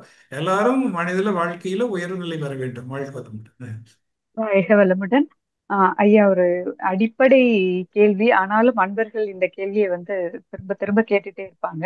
உடற்பயிற்சியை திறந்த வெளியில் செய்யலாமா அப்படிங்கிறது தான். நம்முடைய எளிய முறை உடற்பயிற்சி திறந்த வெளியில் செய்யலாமா? ஆம், எனக்கு இந்த கேள்வி அடிக்கடி ஏன் வருதுன்றதும் தெரியல. ஆனால் வந்து கொண்டு தான் இருக்குதுன்னு வச்சுக்கோங்க. ஐயா, நம்ம ஊடகங்கள் மத்த உடற்பயிற்சிகள் எல்லாம் வெளியில திறந்த வெளியில காற்றுல செய்யுங்க, காற்றோட்டமான இடத்தில் செய்யுங்க அப்படின்னு நிறைய அந்த ப்ரமோஷன்ஸ் ஆமா. மீடியால பண்றதுனால நம்ம ம். உடற்பயிற்சியும் அப்படி செய்யலாமா அப்படிங்கிறது தான் கரெக்ட். விஷயம். இப்போ உடற்பயிற்சி பண்றதுக்கு என்ன வேணும்னு சொன்னா நல்ல காற்றோட்டமான இடம் இருக்க வேண்டும். இந்த ஏரோபிக் எக்ஸசைஸ் எல்லாமே, ஏரோபிக்னா காற்றோட காற்றோட்டம். காற்று அதிகமாக தேவைப்படுகின்ற அந்த பயிற்சிகள் எல்லாம் செய்வதற்கு நல்ல காற்றோட்டமான இடம் அப்படின்னு சொன்னா அது ஹாலா இருந்தாலும் சரி, நிறைய ஜன்னல்கள் எல்லாம் திறந்து வைத்து டஸ்ட் ஃப்ரீயா இருக்கணும். ஏன்னா எக்ஸசைஸ் பண்ணும்போது எனர்ஜி அதிகமாக தேவைப்படும், உடல் இயக்கம் அதிகமாகும். உடல் இயக்கம் அதிகமாகும் போது என்னங்க அப்படின்னு சொன்னா காற்றோட்டம் அதிகமாக வேண்டும். ஆமா, அப்ப வெப்ப ஓட்டம் அதிகமா இருக்கும், காற்றோட்டம் ஹீட் ஆகும், பாடி வேர்க்கு சொட்டிங் வரும். அப்ப காற்றோட்டம் அதிகமா உள்ள போகணும். அப்ப காற்று வேணும்னா நல்ல தூய்மையான காற்று இருக்கணும் அப்படின்னு சொன்னா அதுக்காகத்தான் எல்லா ஜன்னலை எல்லாம் திறந்து வைக்கணும். உள்ள இடம், செய்கின்ற இடம் தூய்மையாக இருக்க வேண்டும். கீழே ஒரு மேட் இருக்கணும் அவசியமா. நம்ம எர்த்து பண்ணக்கூடாது, கிராவிட்டிய ஓட பாடி எர்த் பண்ணக்கூடாது, மேட் இருக்கணும்னு சொல்றோம். இதுவே எக்ஸசைஸ ஓப்பன் பிளேஸ்லயும் செய்யலாம். நம்ம ஒரு பெரிய ஹாலில் செய்யலாம், நல்ல வீட்டு மாடி இருக்குது வசதியா இருக்குன்னா வீட்டு மாடியில போய் நம்ம அந்த மாதிரி எக்ஸசைஸ் செய்யலாம். கிரவுண்ட்ல நம்ம ரன்னிங் போயிட்டு இருக்கிறோம், வாக்கிங் போயிட்டு இருக்கிறோம், அதே எக்ஸசைஸ் தானே, அங்கேயும் செய்யலாம். ஸோ உடற்பயிற்சி என்பது திறந்த வெளியில் தான் செய்யணும், காற்றோட்ட இடமான இடத்துல செய்யணும், நிறைய ஆக்சிஜன் பாடி செல்களுக்கெல்லாம் போகணும். ஓகே, எல்லா செல்களுக்கும் நிறைய ஆக்சிஜன் போகணும், அதனால அது மாதிரி செய்யணும். தியானத்துக்கு மட்டும்தான் மேல ஒரு கூரை இருக்க வேண்டும். தியானம் செய்யும் போது மட்டும்தான் ஓப்பன் ஸ்பேஸ்ல பண்ணக்கூடாது அப்படின்னு சொல்றோம். அதுக்கு காரணம் இருக்கிறது நிறைய, நம்ம பின்னாடி வேணா அது பார்ப்போம். ஏன்னா அதனால சில சமயங்கள் நமக்கு பாதிப்பு ஏற்படும். அதனால உடற்பயிற்சி எப்பொழுதுமே ஓப்பனாக தான் செய்யணும். அது மாதிரி இருக்கிற ஓப்பனாக இருக்கிற இடங்கள்ல தான் செய்யணும். அல்லது பெரிய ஹாலாக இருந்தால் நல்ல ஜன்னல்கள்லாம் திறந்து வைத்து அதுபடி தான் செய்யணும். ஓகே, வாழ்க்கை. தற்பொழுது ஐயா அவர்கள் நம்முடைய கேள்விக்கு பதிலளிக்க இருக்கின்றார்கள். கேள்வி கேட்க விரும்பும் அன்பர்கள் தங்களது கைபேசியை அன்மியூட் செய்து கொண்டு தங்களின் பெயரையும் ஊரையும் தெரிவித்து கேள்வியை மட்டும் சுருக்கமாக கேட்கும் பொழுது அனைவருக்கும் அது பயனுள்ளதாக அமையும் என்பதையும் தெரிவித்து மகிழ்கின்றோம். முதலாவதாக கேள்வி கேட்க வரும் அன்பர் கிருபாநிதி அம்மா அவர்கள். அம்மா அன்மியூட் செய்துக்கோங்கம்மா. வாழ்க வளமுடன். ஒரு நிமிஷம் ஐயா வந்துட்டாங்க பார்க்கலாம். மாலதி அம்மா வாழ்க வளமுடன். ஐயா வாழ்க வளமுடன் ஐயா. ஐயா வாழ்க வளமுடன் ஐயா. வாழ்க்கை வளமுடன். வாழ்க்கை வளமுடன். ஐயா சரி. ஆடியோ தெரியலையா? வீடியோ வரலை. ஐயா இல்ல, வீடியோ இருக்கு இவங்க. ஓகே ஐயா ஐயா. இப்போ வாழ்க்கை ஐயா வளமுடன். கேளுங்கம்மா. ஐயா வாழ்க வளமுடன் ஐயா. வாழ்க்கை வளமுடன். சரி. வாழ்க வளமுடன். போன தவணை உங்க ஸ்பீச்ல அந்த சித்தர்களை பத்தி பேசல உங்களுடைய புக்கை பத்தி சொல்லியிருந்தீங்க ஐயா. இந்த பாரத ம். புக். அது கிட்டத்தட்ட என்னுடைய பர்த்டேக்கு நான் அங்க திண்டுக்கல்ல இருந்தபடியே 5 பேருக்கு ஆர்டர் பண்ணி கொடுத்தேன். ரொம்ப மகிழ்ச்சி, எல்லாருமே ரொம்ப சந்தோஷப்பட்டாங்க ஐயா. அந்த புக்கு நேர அவங்கவுங்களுக்கு ஒரு என்னுடைய பிறந்த நாளைக்கு கிஃப்டா கொடுத்தேன் ஐயா. அதை உங்கள்கிட்ட நன்றி. எனக்கு ரொம்ப சரி மகிழ்ச்சி. சரி இன்னொன்னுயா, இப்ப அந்த புக்ல நான் படிச்சதுல நான் இன்னும் எல்லாம் படிக்கல. ஒரு 5 6 தான் உள்வாங்கி படிச்சிருக்கேன். ஏன்னா எனக்கு கண் ஆபரேஷன் ஆயிருக்குன்னா படிக்க முடியல. இப்ப நம்ம சித்தர்களை பத்தி பேசும்போதுயா, எந்த கோயிலுக்கு போனாலும் சித்தர்கள் இருக்காங்க. பெரிய பெரிய கோயிலுக்கு, பூர்வீகமான கோயில்களுக்கு. இன்குடி நம்ம நம்ம திருவண்ணாமலை போனா கூட ரமண மகர்ஷி இருக்காங்க. ஆனா எல்லாத்தையுமே லிங்க வடிவுல வச்சு அபிஷேகம் பண்ணி சாமி கும்பிடுறாங்களே ஒழிய, அவங்க அந்த போட்டோ அப்படியெல்லாம் நான் எந்த கோயிலையும் பார்க்கல. அந்த லிங்கம் வச்சுதான் அந்த சமாதியை வச்சிருக்காங்க. இப்ப நீங்க எழுதின புக்லயும் சிலத போட்டோல பார்த்தேன்னா அந்த லிங்கங்களோட இருந்தது. நான் 2 3 தான் பார்த்திருக்கேன். நான் நல்லா உள்வாங்கல. அந்த லிங்கத்துக்கு மட்டும் அந்த ஏன் அவ்வளவு முக்கியத்துவம்? இப்ப நான் திண்டுக்கல்ல அந்த குழந்தை நான் போயிருக்கேன் அந்த சமாதிக்கு. அந்த புரிஞ்சுட்டேன். எனக்கு நான் ஞாபகம் இல்ல. புரிஞ்சுட்டேன். நான் அது கூட புரிஞ்சுக்கிட்டேன். அது கூட தான் லிங்கமா இருப்பாங்க. ஏன் அந்த லிங்கத்துக்கு மட்டும் முக்கியத்துவம் கொடுக்குறாங்க? ம். மத்தபடி வேற உருவங்கள் வச்சு ஏன் சாமி கும்பிடுறது இல்ல? நான் உங்க புக்கு படிச்சதுல இருந்தே எனக்கு தோணுச்சுயா. நன்றி ஓகே ஐயா. ஓகே ஓகே, நான் புரிஞ்சுட்டேன். அதாவது ஆம், ஜீவ சமாதிகள் எல்லாமே லிங்கம் தான் மேலே வச்சிருக்கிறாங்க அப்படின்றதுதான் உங்களுடைய கேள்வி அடிப்படையா. ஸோ சைவ சமயம் தான் அதுக்கு வலியுறுத்தப்படுகிறது அப்படின்ற சமயத்தில் பின்னாடி வரும்போது இறைவனை பிரிக்கும் போது ஒவ்வொன்றா எந்த இறைவனை வழிபடுகிறார்களோ அவர்களை 6 சமயமாக பிரிச்சாங்க. அது நம்ம இவர் தான் அது மாதிரி கொண்டுட்டு வந்து கொடுத்தாங்கன்னு வச்சுக்கோங்க. 6 சமயங்களாக கொண்டுட்டு வந்து கொடுத்தாங்க. இப்போ அப்படி வரும்போது அதில் சைவ சமயம் அப்படின்றது இந்த துரியாதீத தவத்தை வலியுறுத்துறதா இருக்கு. சுத்த வெளி அப்படின்ற வலியுறுத்துறதா இருக்கு. இந்த சைவ சமயத்தினுடைய அந்த இதுக்கே மகரிஷி சொல்லும்போது பார்த்தீங்கன்னா, ஆஹ், கடவுள் எப்படி இருப்பாரு அப்படின்னு ஒன்று கேள்வி கேட்குறாங்க. கடவுள் எப்படி இருப்பாருன்னா அவனுக்கு தியானம் பண்ணி அந்த நிலைக்கு போனவனால கடவுளை பற்றி விளக்கி சொல்ல முடியல. அவரு எல்லாமா இருக்கிறாரு அப்படின்னாரு. எப்படி அவருக்கு உருவம் இருக்கும்? அவரு தான் எல்லாத்தையும் காப்பாத்துறேன்னு சொல்றீங்களா? அவருக்கு கண்ணு காது மூக்கு இல்லையா? இல்ல. அப்படி அவர் எப்படி வந்து காப்பாத்துவாரு? இப்படி எல்லாம் சாதாரண மக்கள் கேட்கும்போது அவருக்கு உரு கொடுக்க முடியல. அப்போ உரு கொடுக்க முடியாத போது அவர்கள் எங்க உட்கார்ந்துருந்தாங்கன்னா பெரும்பாலும் ஆஹ், ஆற்றங்கரையில தான் உட்கார்ந்துருந்தாங்க. அப்போ எடுத்து அவர்கள் ஒரு கண்ணு காது மூக்கு எதுவும் இல்லாம தண்ணியில போய் அரித்து அரித்து அரித்து வழுவழு வழுவழுன்னு ஆன ஒரு அங்கிருந்த ஒரு ஸ்டோனை எடுத்து வச்சு, ஸோ இப்படித்தான் இருப்பாரு. ஏதாவது உருவம் கொடுத்து எனக்கு காட்டேன்னு சொல்லும்போது அவரால் இறைவனை எங்கும் நிறைந்த எல்லாம் ஆகி இருக்கின்ற உருவமற்ற ஒருவனை உருவத்துல காட்ட முடியல. அதனால என்ன பண்ணிட்டாங்க, அந்த வலுவலுன்ட்டு ஒரு கல்லை எடுத்து வச்சு இப்படித்தான் இருப்பாரு அப்படின்னு. இவர் தான் இறைவனா? ஆமா, இவர் தான் இறைவன். ஆனா அவர் இப்படி இல்லை. ஆனா உனக்கு காட்டுறதுக்காக இப்படித்தான் நான் கொள்ள முடியும், வேற மாதிரி கொண்டு வர முடியல அப்படின்னு சொல்லும்போது தான் இந்த லிங்க வழிபாடு அப்படின்றது உருவாக்குறது சைவ சமயத்துல. ஓகேயா? ஸோ அப்போ அந்த சைவ சமயத்துல வந்து அந்த லிங்க வழிபாடு தான் அதுதான் சுத்த வழி எல்லாமாக இருக்கிறான் என்பதை அடிப்படையாக வைத்து தான் தியானம் செய்பவர்கள் அந்த சுத்த வெளியோடு விரிந்து நிலைத்து முழுமை பெற்று நிற்கிறதுனால, அறிவு முழுமையாகிறதுனால, அதை அடிப்படையாக வைத்து தான் எந்த இடத்துல எங்க மக்கள் ஜீவசமாதியானாலும் அதுக்கு மேல ஒருத்தர் வேற மாதிரி கடவுள் உருவங்களை எல்லாம் யாரும் வைக்கிறது இல்லை. பெரும்பாலும் அந்த லிங்க உருவத்தை மட்டும்தான் வைக்கிறாங்க. அப்படித்தான் வழக்கத்துல வந்துருச்சு. இப்ப பின்னாடி வந்தவங்க தெரிஞ்சோ தெரியாமல் அதை அப்படியே ஃபாலோ பண்ணிட்டு இருக்கிறாங்க. வாழ்க வளமுடன். நன்றி ஐயா. ரொம்ப ஆனா நம்ம மகர்ஷிக்கு நம்ம அதுல மணிமண்டபம் கட்டி சிறப்பா செய்யறோம் இல்லையா ஐயா? ஆமா, நன்றி. நம்ம மகரிஷி உருவம் எதுவும் வைக்க வேண்டாம்ட்டாங்க. ஓகே. ஆமா ஐயா. நன்றி ஐயா. ரொம்ப சிறப்பு ஐயா. அது நீங்க வரையில கேட்கணும்னு இருந்தேன். நன்றி ஐயா. வாழ்க வளமுடன். வாழ்க மாலதி அம்மா வளமுடன். நன்றி. வாழ்க வளமுடன். நன்றி அம்மா, நன்றி அம்மா. வாழ்க வளமுடன். அடுத்து கவிதா கோவிந்தராஜ் அம்மா அவர்களை அன்போடு அழைக்கிறோம். அம்மா அன்மியூட் பண்ணிக்கோங்கம்மா. கவிதா கோவிந்தராஜ் அம்மா. வாழ்க வளமுடன் அம்மா. வாழ்க வளமுடன் ஐயா. ஐயா, வாழ்க வளமுடன்.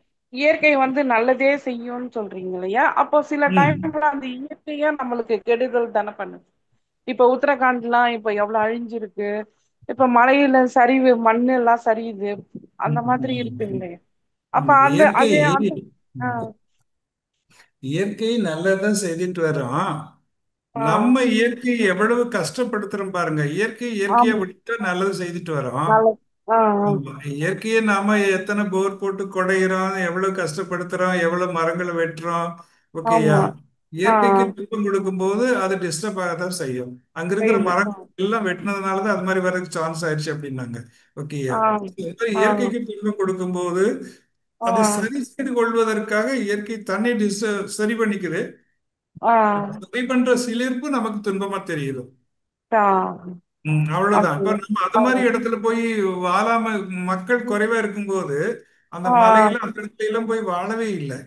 இப்போ வாழ. அதிக மக்கள் தொகை இருக்கும்போது எல்லா இடத்தையும் சொத்தா பார்க்கும்போது இந்த மலை ஆஹ் காடு இடம் எல்லாத்தையும் பிடிச்சி பிளாட்டு சொத்து அப்படின்னு பிடிச்சு போடுறான். எல்லா இடத்துலையும் ஆமா. போகும்போது அது பிரச்சனை ஏற்படுத்தா செய்கிறது. அது இயற்கை தான். இப்போ ஆஹ் ஒரு மலை சீற்றம் வருகிறது, இயற்கை சீற்றம் வருகிறது, ஒரு சுனாமி வருகிறது. இப்ப இது எல்லாம் ஆஹ் என்ன சொல்றாங்கன்னா, இப்ப நீங்க ஒரு குடத்துல தண்ணி பிடிக்கிறீங்க, எவ்வளவு ஆஹ் தண்ணி பிடிக்குமோ அந்த அளவுக்கு அந்த குடம் வாங்கிக் கொள்கிறது. ஆஹ் ஆனா, நிறைஞ்சு போச்சுன்னு வச்சுங்க, அதுக்கு ஒரு அவ்வளவுதான் பிடிக்கும், ஒரு 20 லிட்டர் பிடிக்கும்னு வச்சுங்க, அது பிடிச்சிருச்சு நிறைஞ்சு போச்சுன்னா அது மீன் கீழே வழிகிறது. அது ஆஹ் மாதிரி இயற்கை ஒரு அளவுக்கு தாங்கிக் கொள்ளும் நம்ம மனிதர்கள் கொடுக்கின்ற துன்பத்தை, டிஸ்டர்பன்ஸ் எல்லாத்தையும். அதற்கு மேல நம்ம டிஸ்டர்ப் பண்ணும்போது அதை நமக்கு திருப்பி கொடுக்க ஆரம்பிக்கிறது, தன்னை சரி செய்து கொள்வதற்காக. அப்படி திருப்பி ஆஹ் கொடுக்கறத நமக்கு என்ன பண்றோம், இயற்கை சீற்றம் என்று சீற்றம். வருகிறது. அப்ப நமக்கு துன்பமா இருக்கிறது. அவ்வளவுதான் வித்தியாசம். சோ அது அவ்வளவுதான் வித்தியாசம். ரொட்டீனா நடக்கக்கூடிய விஷயங்கள் தான் வாழ்க்கை. வாழ்க ஐயா, இன்னொன்னு.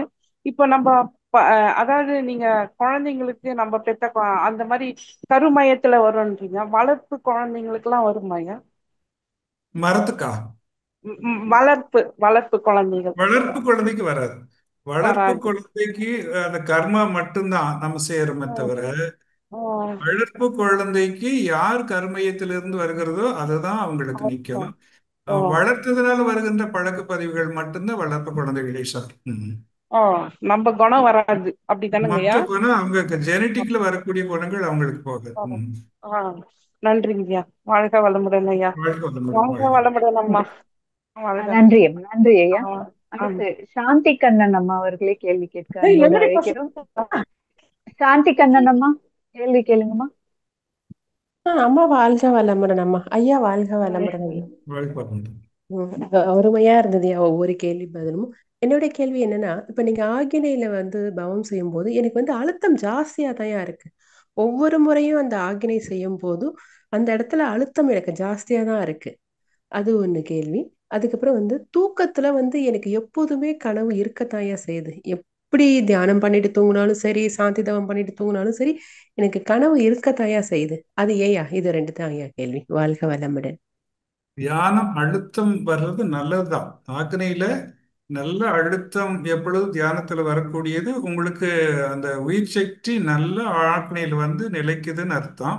அது ம், நிறைக்கட்டும். நிறைய காலங்கள் அங்கே நிலைத்து நிலைத்து நிலைத்து சார்பன் ஆகி ம், அங்க இருக்கின்ற நம்முடைய வாழ்க்கையின் எடுத்துட்டு வந்த கர்மயத்தினுடைய பதிவுகள் எல்லாம் கழிக்கிறதுக்கும் விழிப்பு ம். நிலையோட வாழ்றதுக்கு அது ரொம்ப உபயோகமாக இருக்கும். அதனால அது அப்படி இருக்க வேண்டும், இருக்கட்டும், நல்லதான், எல்லாருக்கும் அப்படி இருக்கட்டும்.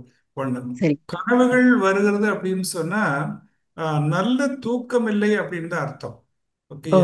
ஒரு ம். மனிதனுக்கு 6 to 7 மணி நேரம் குறைஞ்சது, குழந்தைகளுக்குன்னா 8 to 9 மணி நேரம் குறைஞ்சது நல்ல தூக்க வேண்டும். ஆமாய்யா. டிஸ்டர்பன்ஸ் இல்லாம தூக்க வேண்டும்.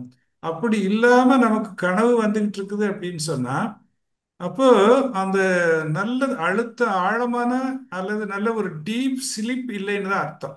அப்ப என்ன ஆகுதுன்னா, நம்ம தூங்கிக் கொண்டு இருக்கும் போதும் மனசானது இயங்கிக் கொண்டே இருக்கிறது, ஒரு பகுதி வேலை செஞ்சுட்டே இருக்கு. ஆ. ஐயா, அதையே நிறுத்தணும். அதனால நீங்க உணவு சரி பண்ணுங்க. உணவை நீங்க சரி. பாருங்க, எந்தெந்த உணவு சாப்பிடுற போதெல்லாம் இது மாதிரி நமக்கு கனவு தோன்றி வருகிறது. அப்படி ஓ. என்னைக்கு நமக்கு எந்த இடத்துல கனவே வராம இருந்துச்சு, அன்னைக்கு நம்ம முத நாள் என்ன செய்தோம், இதையெல்லாம் ம். கொஞ்சம் ஆராய்ச்சி பண்ணி பார்த்து எடுங்க. ப்ரேயர் சரியா. பண்ணிட்டு நீங்க படுங்க. இறைவன் எனக்கு நல்ல டீப் ஸ்லீப் வேணும், ப்ரேயர் பண்ணிட்டு படுங்க, சரி. மாற்றம் வரும். ஓகே. மிக்க நன்றியா. நன்றி வாழ்க. அம்மா. வாழ்க்கை நன்றி அம்மா. நன்றி அம்மா. வாழ்க வளமுடன். நன்றி அம்மா. நன்றி அம்மா. வாழ்க வளமுடன். அடுத்து லக்ஷ்மி இசக்கிமுத்து அம்மா அவர்களை அன்போடு அழைக்கிறோம். லக்ஷ்மி அம்மா அன்மியூட் செய்துக்கோங்க. வாழ்க வளமுடன் ஐயா. வாழ்க வளமுடன். ஐயா, உங்க வீடியோ, உங்க புக்ஸ் அதெல்லாம் எதுல கிடைக்கும்? எதுமா? உங்க புக்ஸ் புக்ஸ் எல்லாம் வாங்கி படிக்கணும்னா, அதுக்கப்புறம் உங்க வீடியோ அடிக்கடி நீங்க பேசுவீங்கல்ல, அந்த வீடியோ எல்லாம் கேட்கணும்னா. அதெல்லாம் ஸ்கை யோகா டிவியில போய் ஆ. பாருங்க. ஸ்கை யோகா டிவியில போய் உள்ள பாருங்க. ஒரு ஒரு மாசத்துக்கு ஒரு வீடியோவாவது இருக்கும், இருந்துகிட்டே இருக்கும்ல. அது இல்ல, அதெல்லாம் பார்த்திருக்கேன் ஐயா. நீங்க லைவ்ல சில அன்னைக்கு பேசுவீங்கல்ல, இந்த இதுல வேற குழுவிலயும் அது பேசுவீங்களா எப்படி? பெரும்பாலும் இருக்கும். இல்ல எம்புடைய பேர்ல ஒரு இது போட்டு வச்சிருக்காங்க, ஒரு எம்கே தாமோதரன் அப்படின்னு போட்டு, ஸ்மார்ட்னு போட்டு, அதுல போய் ஆ. அந்த பிளேலிஸ்ட்ல போய் பார்த்தீங்கன்னா இருக்கும், வீடியோக்கள் நிறைய இருக்கும். எம்பியுடைய பேர் மட்டும் சரி. போட்டீங்கனாலே அதுக்குள்ள இருக்கும், ஒரு யூடியூப்ல இருக்கும். ஆமா. ம். ஓகேங்க ஐயா. அதுக்கப்புறம் பண்ணலாம். புக்ஸ் அது வாங்கணும்னா. ஸ்கை யோகால போட்டு இங்க பேசுறத நான் அங்கேயும் ஷேர் பண்ணியிருப்பேன், அவ்வளவுதான். ஓகே. பெரும்பாலும் ஓ, சில சரிங்க வீடியோக்கள் ஐயா. வீடியோக்கள் இருக்கும். சரி சரி. ஓ, சொல்லு. இப்பெல்லாம் இப்ப ஆக்கினை மெடிடேஷன் பண்றோம்ல ஐயா. ம் ம். அப்பம்போது சொல்லுங்க. அந்த மெடிடேஷன் அங்க துடிப்பு இருந்துகிட்டே இருக்கு. அதை லிசன் பண்ணிக்கிட்டே இருக்கணுமாய்யா? எவ்வளவு நேரம்னாலும் எவ்வளவு நேரம் அதே நினைச்சுக்கிட்டே இருக்கணுமோ?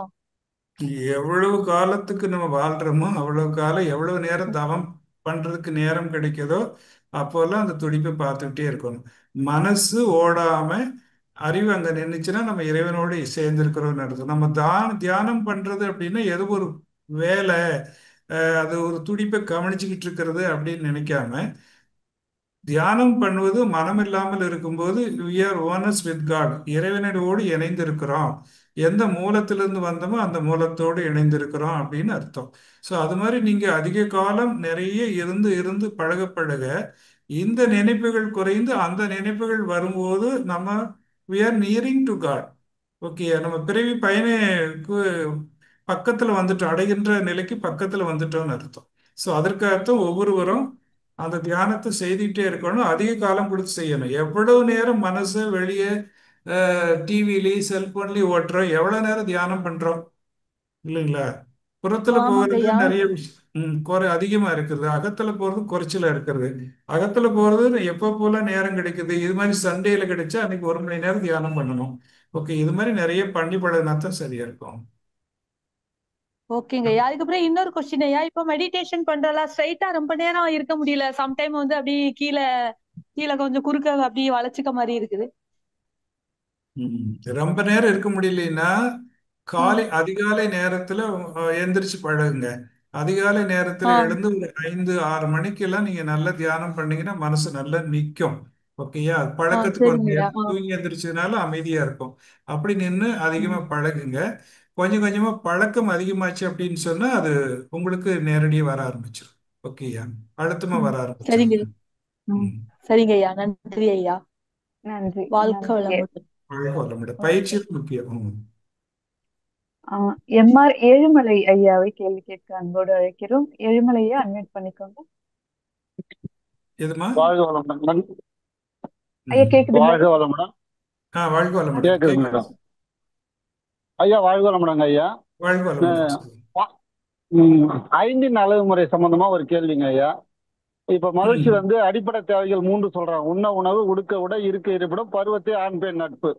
ம், ம். அந்த 5 அளவு முறையில உணவு, உழைப்பு, உறக்கம், பாலுறவு, எண்ணம், இதுல அளவு முறை காக்கணும்ன்றாங்க.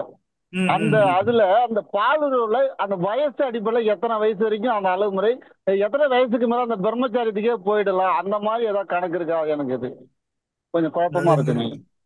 அது அது அது ஒரு அஹ், குழந்தைகள் இயற்கையில பார்த்தீங்கன்னு சொன்னா இயற்கையோட 5 உயிர் ஜீவன்கள் வரைக்கும் பார்த்தீங்கன்னா குழந்தைகள் உற்பத்திக்காக மட்டும் தான் உடல் உறவு கொள்ளும்.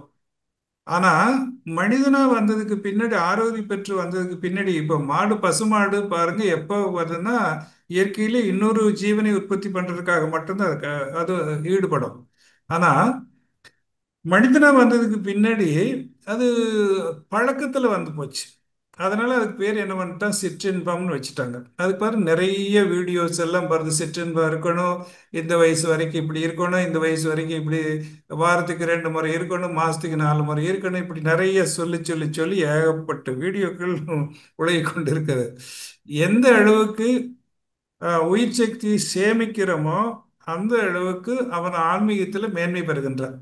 இந்த ஆசைகள் தூண்டுவதே எங்க காரணம் அப்படின்னு சொன்னா, ஒரு ஜீவனை உற்பத்தி பண்றதுல தான் ஆசை தோன்றுது. அவா என்ப எவ்வுயிர்க்கும் எஞ்ஞான்றும் தவா பிறப்பு ஈனும் வித்து அப்படின்றார் வள்ளுவர். பிறப்பை ஈனுவதற்கான ஒரு வித்து தான் ஆசை எப்படி தோற்றுவிக்கிறது. ஓகேயா? அந்த ஆசையிலிருந்து தான் எல்லாம் தொடர்ந்து அடுத்தடுத்து அடுத்து அடுத்து தொடர்ந்து போய்க்கொண்டே இருக்கிறது.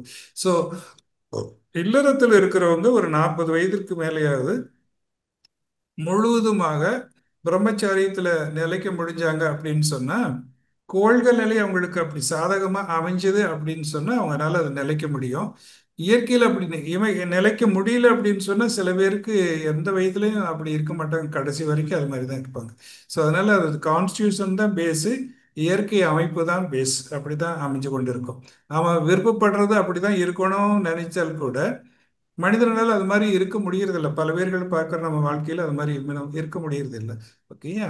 ஸோ அதனால இட் இஸ் பெட்டர் உயிர் சக்தியை அதிகம் வீணாக்க முடியாமல் இருக்கக்கூடியது அப்படின்றது அடிப்படை. அதனால விந்து நாதம் உற்பத்தின்றது அது குறையிற வரைக்கும் இருந்துகிட்டே இருக்கும், உடல்ல இருந்து கொண்டே தான் இருக்கும். குறையிற வரைக்கும் அந்த பெண்ணாசை என்பது இருந்து கொண்டே தான் இருக்கும். ஓகேயா? ஸோ இது எல்லாமே பெண்ணாசையோ ஆணாசையோ, ஸோ இது மாதிரி இருந்து கொண்டே தான் இருக்கும். ஸோ இது வருவதற்கு மனதை அகநோக்குவ சரிக்கு கொஞ்சம் கொஞ்சமாக குறைச்சி. ஏன்னா உணவும் சரி, உயிர் உற்பத்திக்கான எண்ணமும் சரி, இந்த பிறவியில நமக்கு வந்த அல்ல, வந்து ஒரு கரு வினை அல்ல. அது பல பிறவிகளில் தொடர்ந்து எத்தனையோ பிறவிகளில் தொடர்ந்து நமக்குள்ள வந்து கொண்டே இருக்கக்கூடிய ஒரு செய்கை. அதனால அது கொஞ்சம் கொஞ்சமா கொஞ்சம் கொஞ்சமா தான் குறைஞ்சி வர முடியும். இந்த 6 குணங்களும் எப்பொழுது வருகிறதோ, காம குரோத லோப மோக மதம் ஆச்சரியம், அப்பொழுது அந்த ஜீவன் என்பது முழுமையாக இறைவனுக்கு சமானமாகிறது. ஓகேயா? அதுக்கு அவரவர்களுக்கு எந்த மாதிரி இயற்கை அமைப்பு உதவி செய்கிறதோ அந்த மாதிரி நம்ம செய்து கொள்ள வேண்டும். வாழ்க்கை வளமுடன். ம். வாழ்க வளமுடன். ம். அடுத்து நிர்மல் ஐயாவை கேள்வி கேட்க அன்போடு அழைக்கிறோம். அம்மா வாழ்க வளமுடன். ஐயா வாழ்க வாழ்க வளமுடன். வளமுடன். வாழ்க்கை வளமுடன். ம். ஐயா தினமும் தூங்கி எழுந்ததும் கண் முழிச்சதும் நம்மளோட இதை எப்படி ஆரம்பிக்கணுங்க ஐயா? அந்த நாளை கண் முழிச்ச ம். உடனே வாழ்த்துறோம், வயக்கத்தை ம். வாழ்த்துறோம். 11 முறை வாழ்த்த சொல்லியிருக்கீங்க. ம். அதுக்கப்புறம் மூச்சு அது- பயிற்சி. அதெல்லாம் ரொம்ப அறம் சார்ந்த வாழ்க்கை வாழ்றதுக்கு நம்மை சார்ந்த குடும்ப உறுப்பினர்களை வாழ்த்துறது, அதே மாதிரி உலகத்தை நினைத்து வாழ்த்துறது, காலையில தியானம் செய்கிறது, மனசு அமைதியை வைத்து கொண்டிருக்கிறது, நல்ல சங்கல்பங்களையும் மனசுல நினைச்சிட்டு வர்றது, இதெல்லாம் மிக உயர்வான இறை சந்தர்ப்பங்களை செய்யறது, இதெல்லாம் மிக உயர்வான செயல்கள். இப்படி ஒரு வாழ்க்கையை அமைஞ்சிச்சு அப்படின்னு சொன்னா நம்ம குடும்ப உறுப்பினர்களுக்கெல்லாம் அதை சொல்லி அமைய வைத்தோம் அப்படின்னு சொன்னா நம்ம வாழ்க்கை நிச்சயமாக சிறக்கும், உயரும். அதுல இன்னும் சந்தேகமே இல்லை. ஸோ அதனால நாம இப்படித்தான் வாழ்க்கையை அமைத்து கொள்ளணும்னு நாம நினைச்சாலும் நாம எதிர்பாராத விதமாக ஒன்றா தொடர்ந்து நமக்கு வந்து கொண்டே தான் இருக்கும். அதை எப்படி எதிர்கொண்டு வெற்றி பெறுகிறோம் அப்படின்றதுதான் வாழ்க்கை இருக்கிறது. அதனால நம்ம அதையும் ஜெயிச்சுட்டு எல்லாரோட இன்பத்தோடவும் நல்ல செயல்களோடவும் கோவப்படாமலையும் பொறாமைப்படாமலும் வாழ்ந்துக்கிட்டு வந்தோம்னா அதுவே மிகப்பெரிய அறநெறி வாழ்க்கை. அதுவே நம்ம வாழ்க்கையை உயர்த்தி கொண்டு வந்துடும். அறத்தோடு வாழ்ந்தாலே மிக உயர்ந்த நிலைக்கு நம்மை கொண்டு வந்துடும். வாழ்க்கை வளமுடன். ஐயா, அப்புறம் அருட்காப்பு சங்கல்பம் தூங்கி எழுந்ததும் சொல்லும்போது எந்த நிலையில சொல்றது சரியா இருக்குங்க ஐயா? அது எல்லாமே நீங்க எப்பவுமே மனசை அமைதிப்படுத்திட்டு சொல்லுங்க. அமைதிப்படுத்தினா அது இறைநிலையோட இணைந்து விடும். நம்ம இறைநிலையோட சாமி சொல்றாங்களே, இறைநிலையோட இணைந்து சொல்லுங்க செய்யுங்கன்றது. இறைநிலையோட இணையிறது அப்படின்றது மனதை அமைதிப்படுத்திக்கிறதா. மனதுல வேறு எது எண்ணம் இல்லாமலும் வேற சிந்தனை இல்லாமலும் அப்ப நம்ம சொல்லக்கூடியது இறைவனோட இணைந்து செய்யறதா தான் அர்த்தம். ஓகே, அப்படி செய்தாலே போதும். வாழ்க்கை வளமுடன். சரிங்க ஐயா. வாழ்க வளமுடன். சரிங்க, வாழ்க நன்றி. வளமுடன். வாழ்க்கை அடுத்து வளமுடன். உமையால் அம்மாவை கேள்வி கேட்க அன்போடு அழைக்கிறோம். உமையால் அம்மா அன்மியூட் செய்துக்கோங்கம்மா. அம்மா வாழ்க வளமுடன்மா. வாய்ப்பு நன்றிம்மா. ஐயா வாழ்க வளமுடன் ஐயா. வாழ்க்கை வளமுடன். ஐயா இப்ப இந்த நம்ம பால்வெளி மண்டலம், சூரியன், இந்த கோள்கள்லாம் இருக்குங்களாங்க ஐயா, அதுங்கெல்லாம் சூரியன், புதன் அந்த மாதிரி கோள் தோன்றும் போது எப்படிங்க ஐயா தோன்றுச்சு? புதன், சுக்கிரன் வரிசையா சுத்திட்டு இருக்குங்களாங்க அந்த அது ஆமா. எப்படி? அது ஒரு ஒரு பெரிய சப்ஜெக்ட். அதே நீங்க ஒரு கேள்வியில சின்ன கேள்வியில பிரபஞ்ச தோற்றம் அதுல வரும்போது அதையெல்லாம் நிறைய தெரிஞ்சு கொள்ளலாம். ஓகேயா? இயற்கையில சுழற்சி வரும்போது தன்னை துண்டுபிடித்து கொண்டு வந்த ஒரு நெபுலா, ஒரு கூட்டம், அணுக்களுடைய கூட்டம் தான் கோள்களாக கொஞ்சம் கொஞ்சமா மாறிக்கொண்டே இருக்கிறது. ரொம்ப பெரிதாக இருக்கக்கூடிய கோள்கள் எல்லாமே தானே இயக்கத்தை செய்யக்கூடியதாக வரும்போது அது சூரியன் மாதிரி அது நட்சத்திரமாக மாறுகிறது. ரொம்ப சிறுசா இருக்கக்கூடியது எல்லாமே அது கோள்களாக மாறிவிடுகிறது. மற்றதை சார்ந்த இயக்கமாக இருக்கிறது. இப்படி இருக்கிறது, நிறைய இருக்கிறது.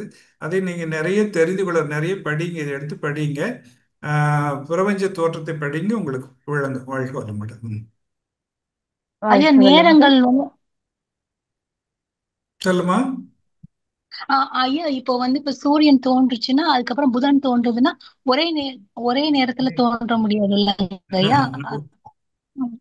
ஒரே நேரத்துல நம்ம இது தோன்றுன்னு சொல்ல முடியாது. சூரியன் சரிங்க தோன்றி ஐயா. புதன் தோன்றி புதன் தோன்றி அப்புறம் சுக்கிரன் தோன்றி அப்படியெல்லாம் இல்லை.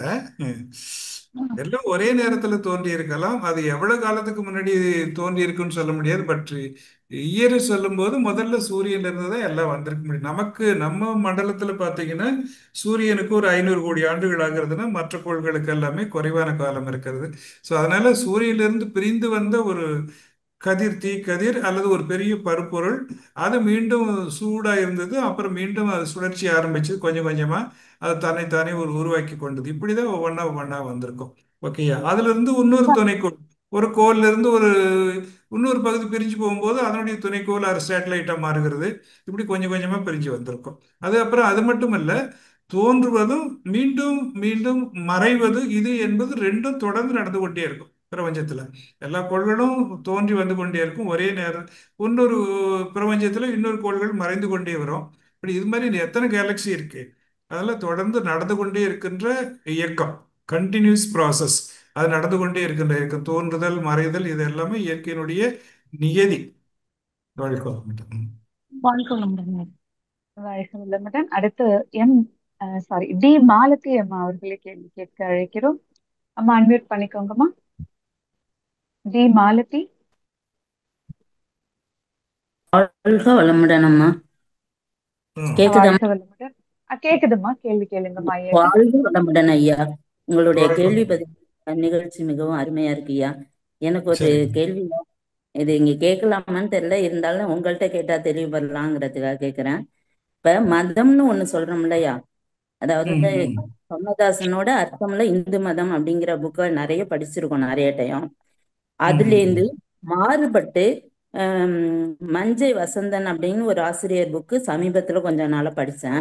அதுல என்ன சொல்றாங்கன்னா, மதம்னு ஒண்ணு கிடையவே கிடையாது அப்படிங்கிறதுக்கு ஆணித்தரமான நிறைய விளக்கங்கள்ல உண்மை நிகழ்ச்சியை கொடுத்திருக்காங்க. அப்ப மதம்னு ஒண்ணு இருந்ததா இல்ல மக்களை மாற்றி செல்வதற்காக உருவாக்குனதா? சரிதான். நீங்க நல்வழிப்படுத்துவதற்காக மதங்கள் எல்லாம் தோற்றுவிக்கப்பட்டது. ஓகேயா? எப்போ மதங்கள் இயற்கையில மனிதன் தோன்றி 5 அறிவிலிருந்து 6 அறிவாகி வந்தானோ வந்ததுக்கு பின்னாடி கொஞ்சம் கொஞ்சமாக அவன் அறிவின் வளர்ச்சி பெற்று மேன்மை பெற்று வந்து ஒரு இனமாக சேர்ந்து வாழக்கூடிய நிலை வந்துச்சு. அப்படி நிலை வந்ததுக்கு பின்னாடி அவர்களை எல்லாம் ஒரு ஒருங்கிணைப்பதற்காக அங்கிருந்த பெரியவர்கள் எல்லாம் என்ன சொன்னாங்க, செயல்களை இப்படி செய்யுங்க, இதுல துன்பம் வருது, இப்படி செஞ்சா அது துன்பம் வராம இருக்குதுன்ட்டு செயல்களை வடிவமைச்சாங்க. அதில் அவங்க அனுபவத்துல கண்டுபிடிச்சாங்க. அதனால மகரிஷி ஒரு குறிப்பு கொடுப்பாங்க, செயல்விளைவை அனுபவித்து சிந்தித்த குறிப்புகளே பயனுள்ள பல மத நூல்கள் பண்படுத்தும் பக்தர்களை அப்படின்னு சொல்லுவாங்க.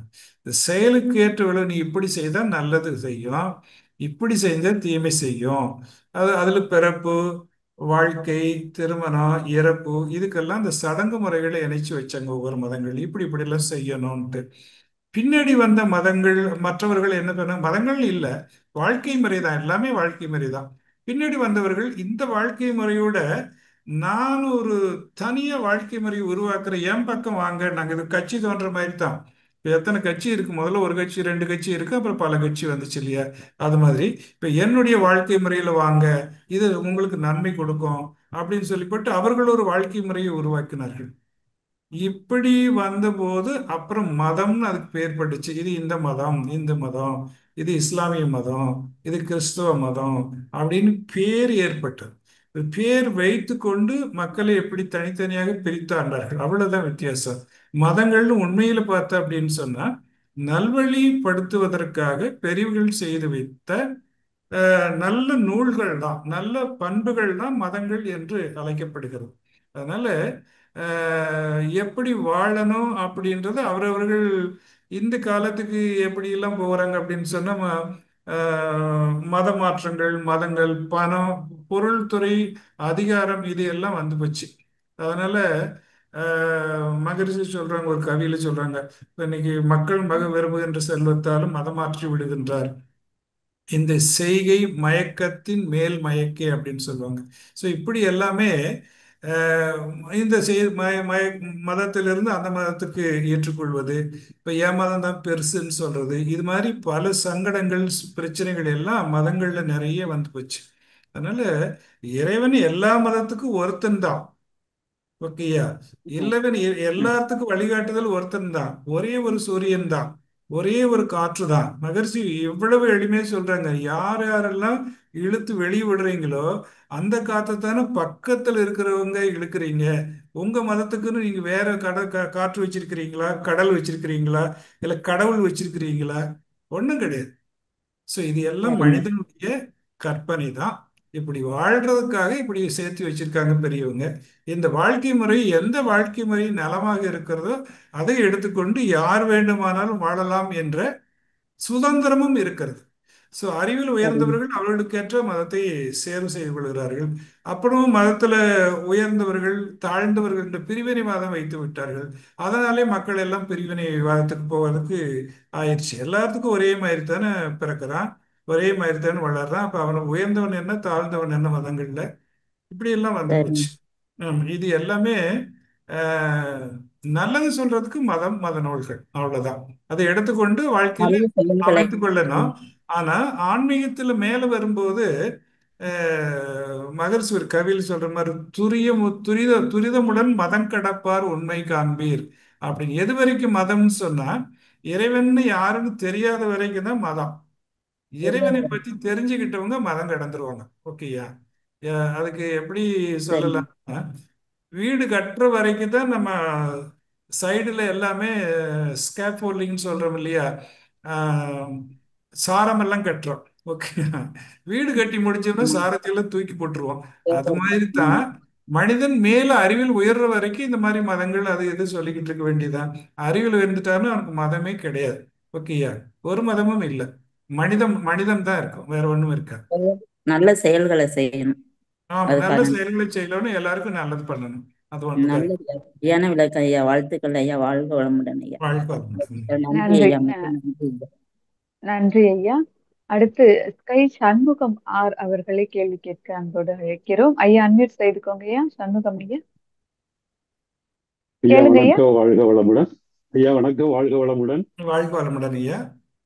ஐயா நீங்க அந்த கேள்வி பதில் நிகழ்ச்சியில உடற்பயிற்சியை வந்து நல்ல காற்றோட்டமான அறையில வெட்ட வெளியில செய்யலாம் அப்படின்னு சொன்னீங்க. ம் ம் அது மாதிரி நிறைய பார்க்கவும் நம்ம செய்யறோம். ஆனா நான் படித்த அந்த மனவளக்கலையில் இணைந்து உடற்பயிற்சி சொல்லிக் கொடுக்கும் பொழுது பேராசிரியர்கள் வந்து அஹ், ஏதாவது ஒரு கூரையின் கீழ் தான் செய்ய வேண்டும், வெட்ட வெளியில் செய்யக்கூடாது அப்படின்னு சொன்னாங்களே.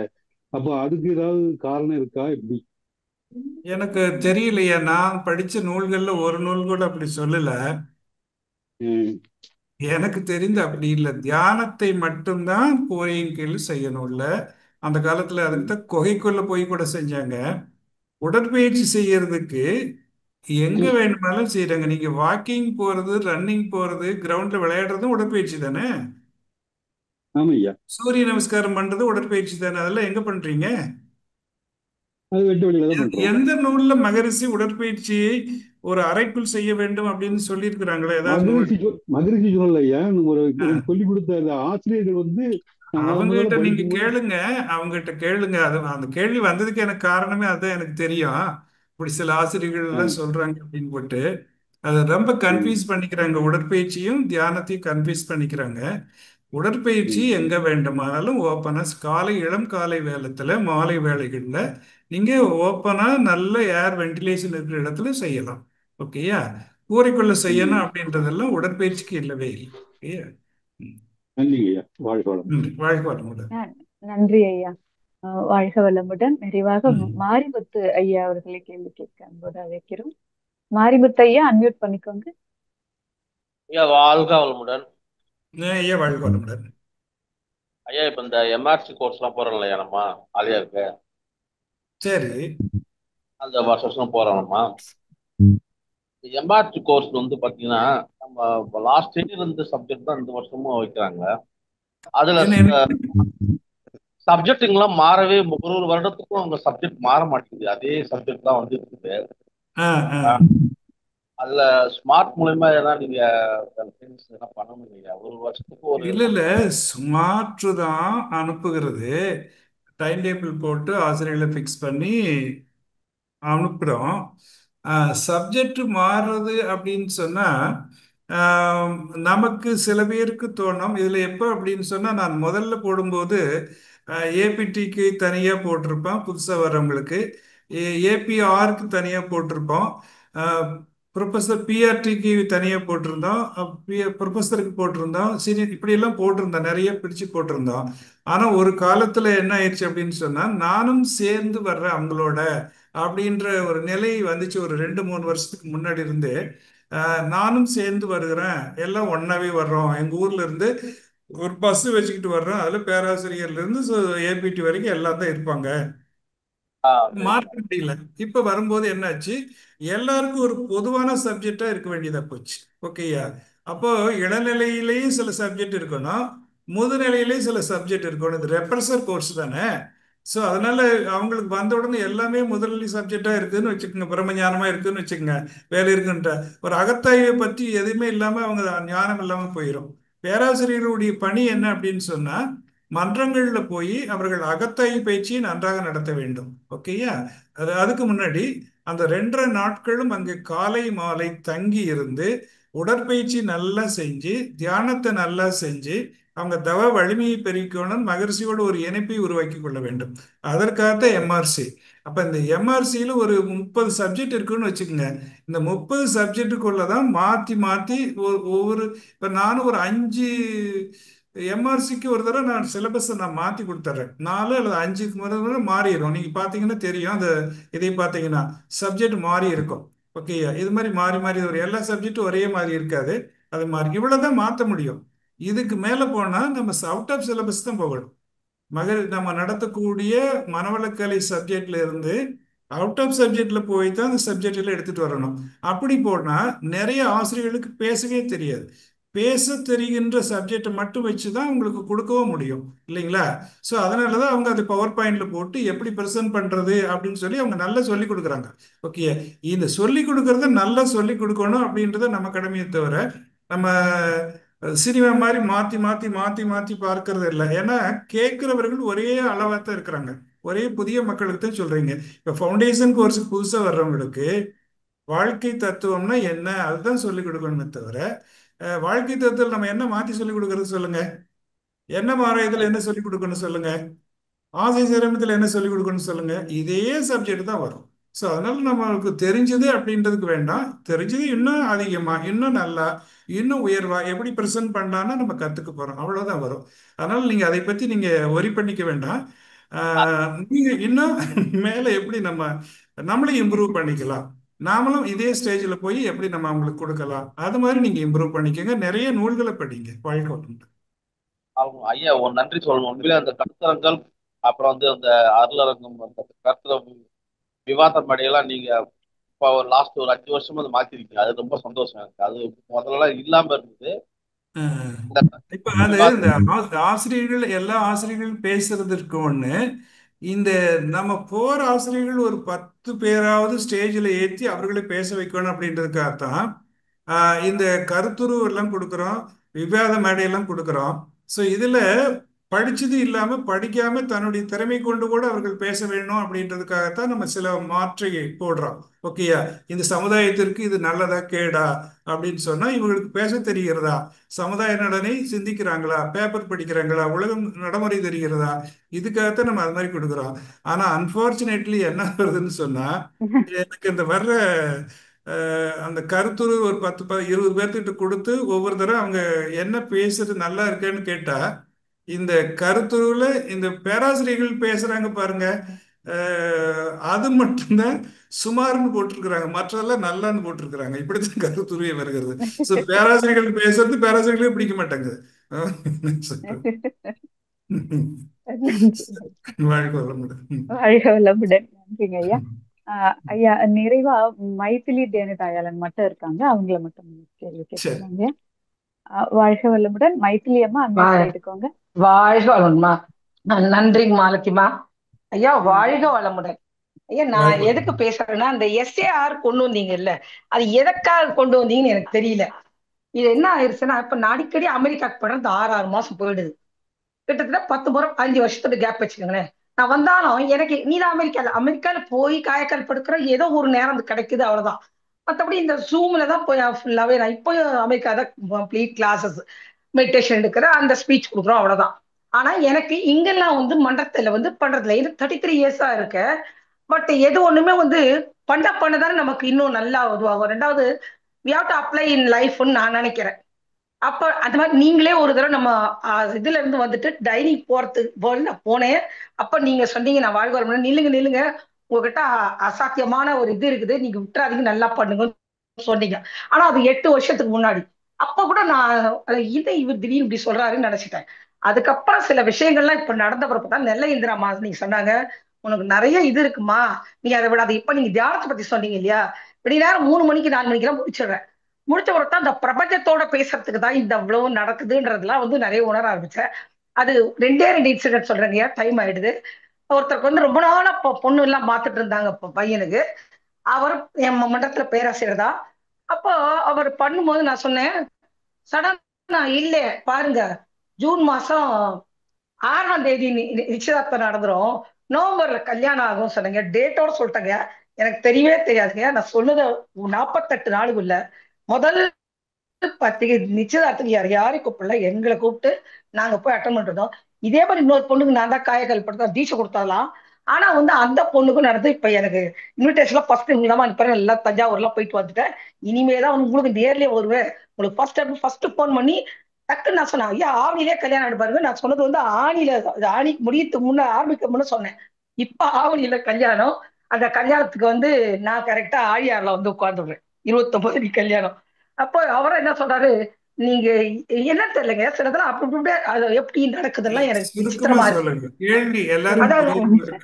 அல்லங்கய்யா, அதனால இவ்வளவு எல்லாம் இருக்கு. ஆனா வந்து மன்றத்துல மட்டும் அந்த அளவுக்கு வந்து நீதான் இல்லையேன்னு என்ன ஒதுக்குற மாதிரி ஒரு ஃபீலிங் நான் புரிஞ்சுக்கிட்டேன் நீங்க என்ன நினைவு மனநிலையில் இருக்கிறேன்றதை நான் புரிஞ்சுட்டேன்.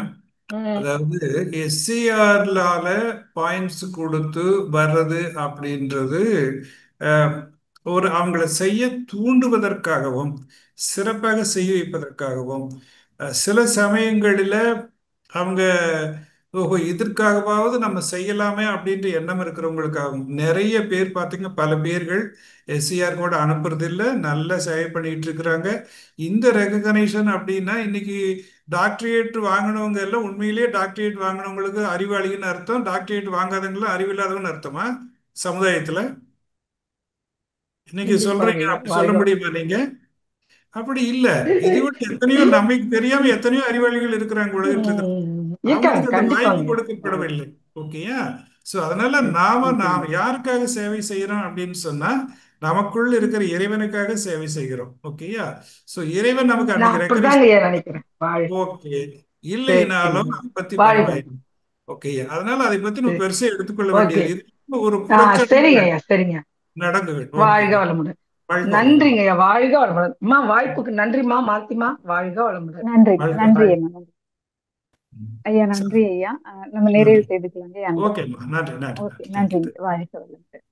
நம் கடமை அறவாழ்வின் நாட்டத்தே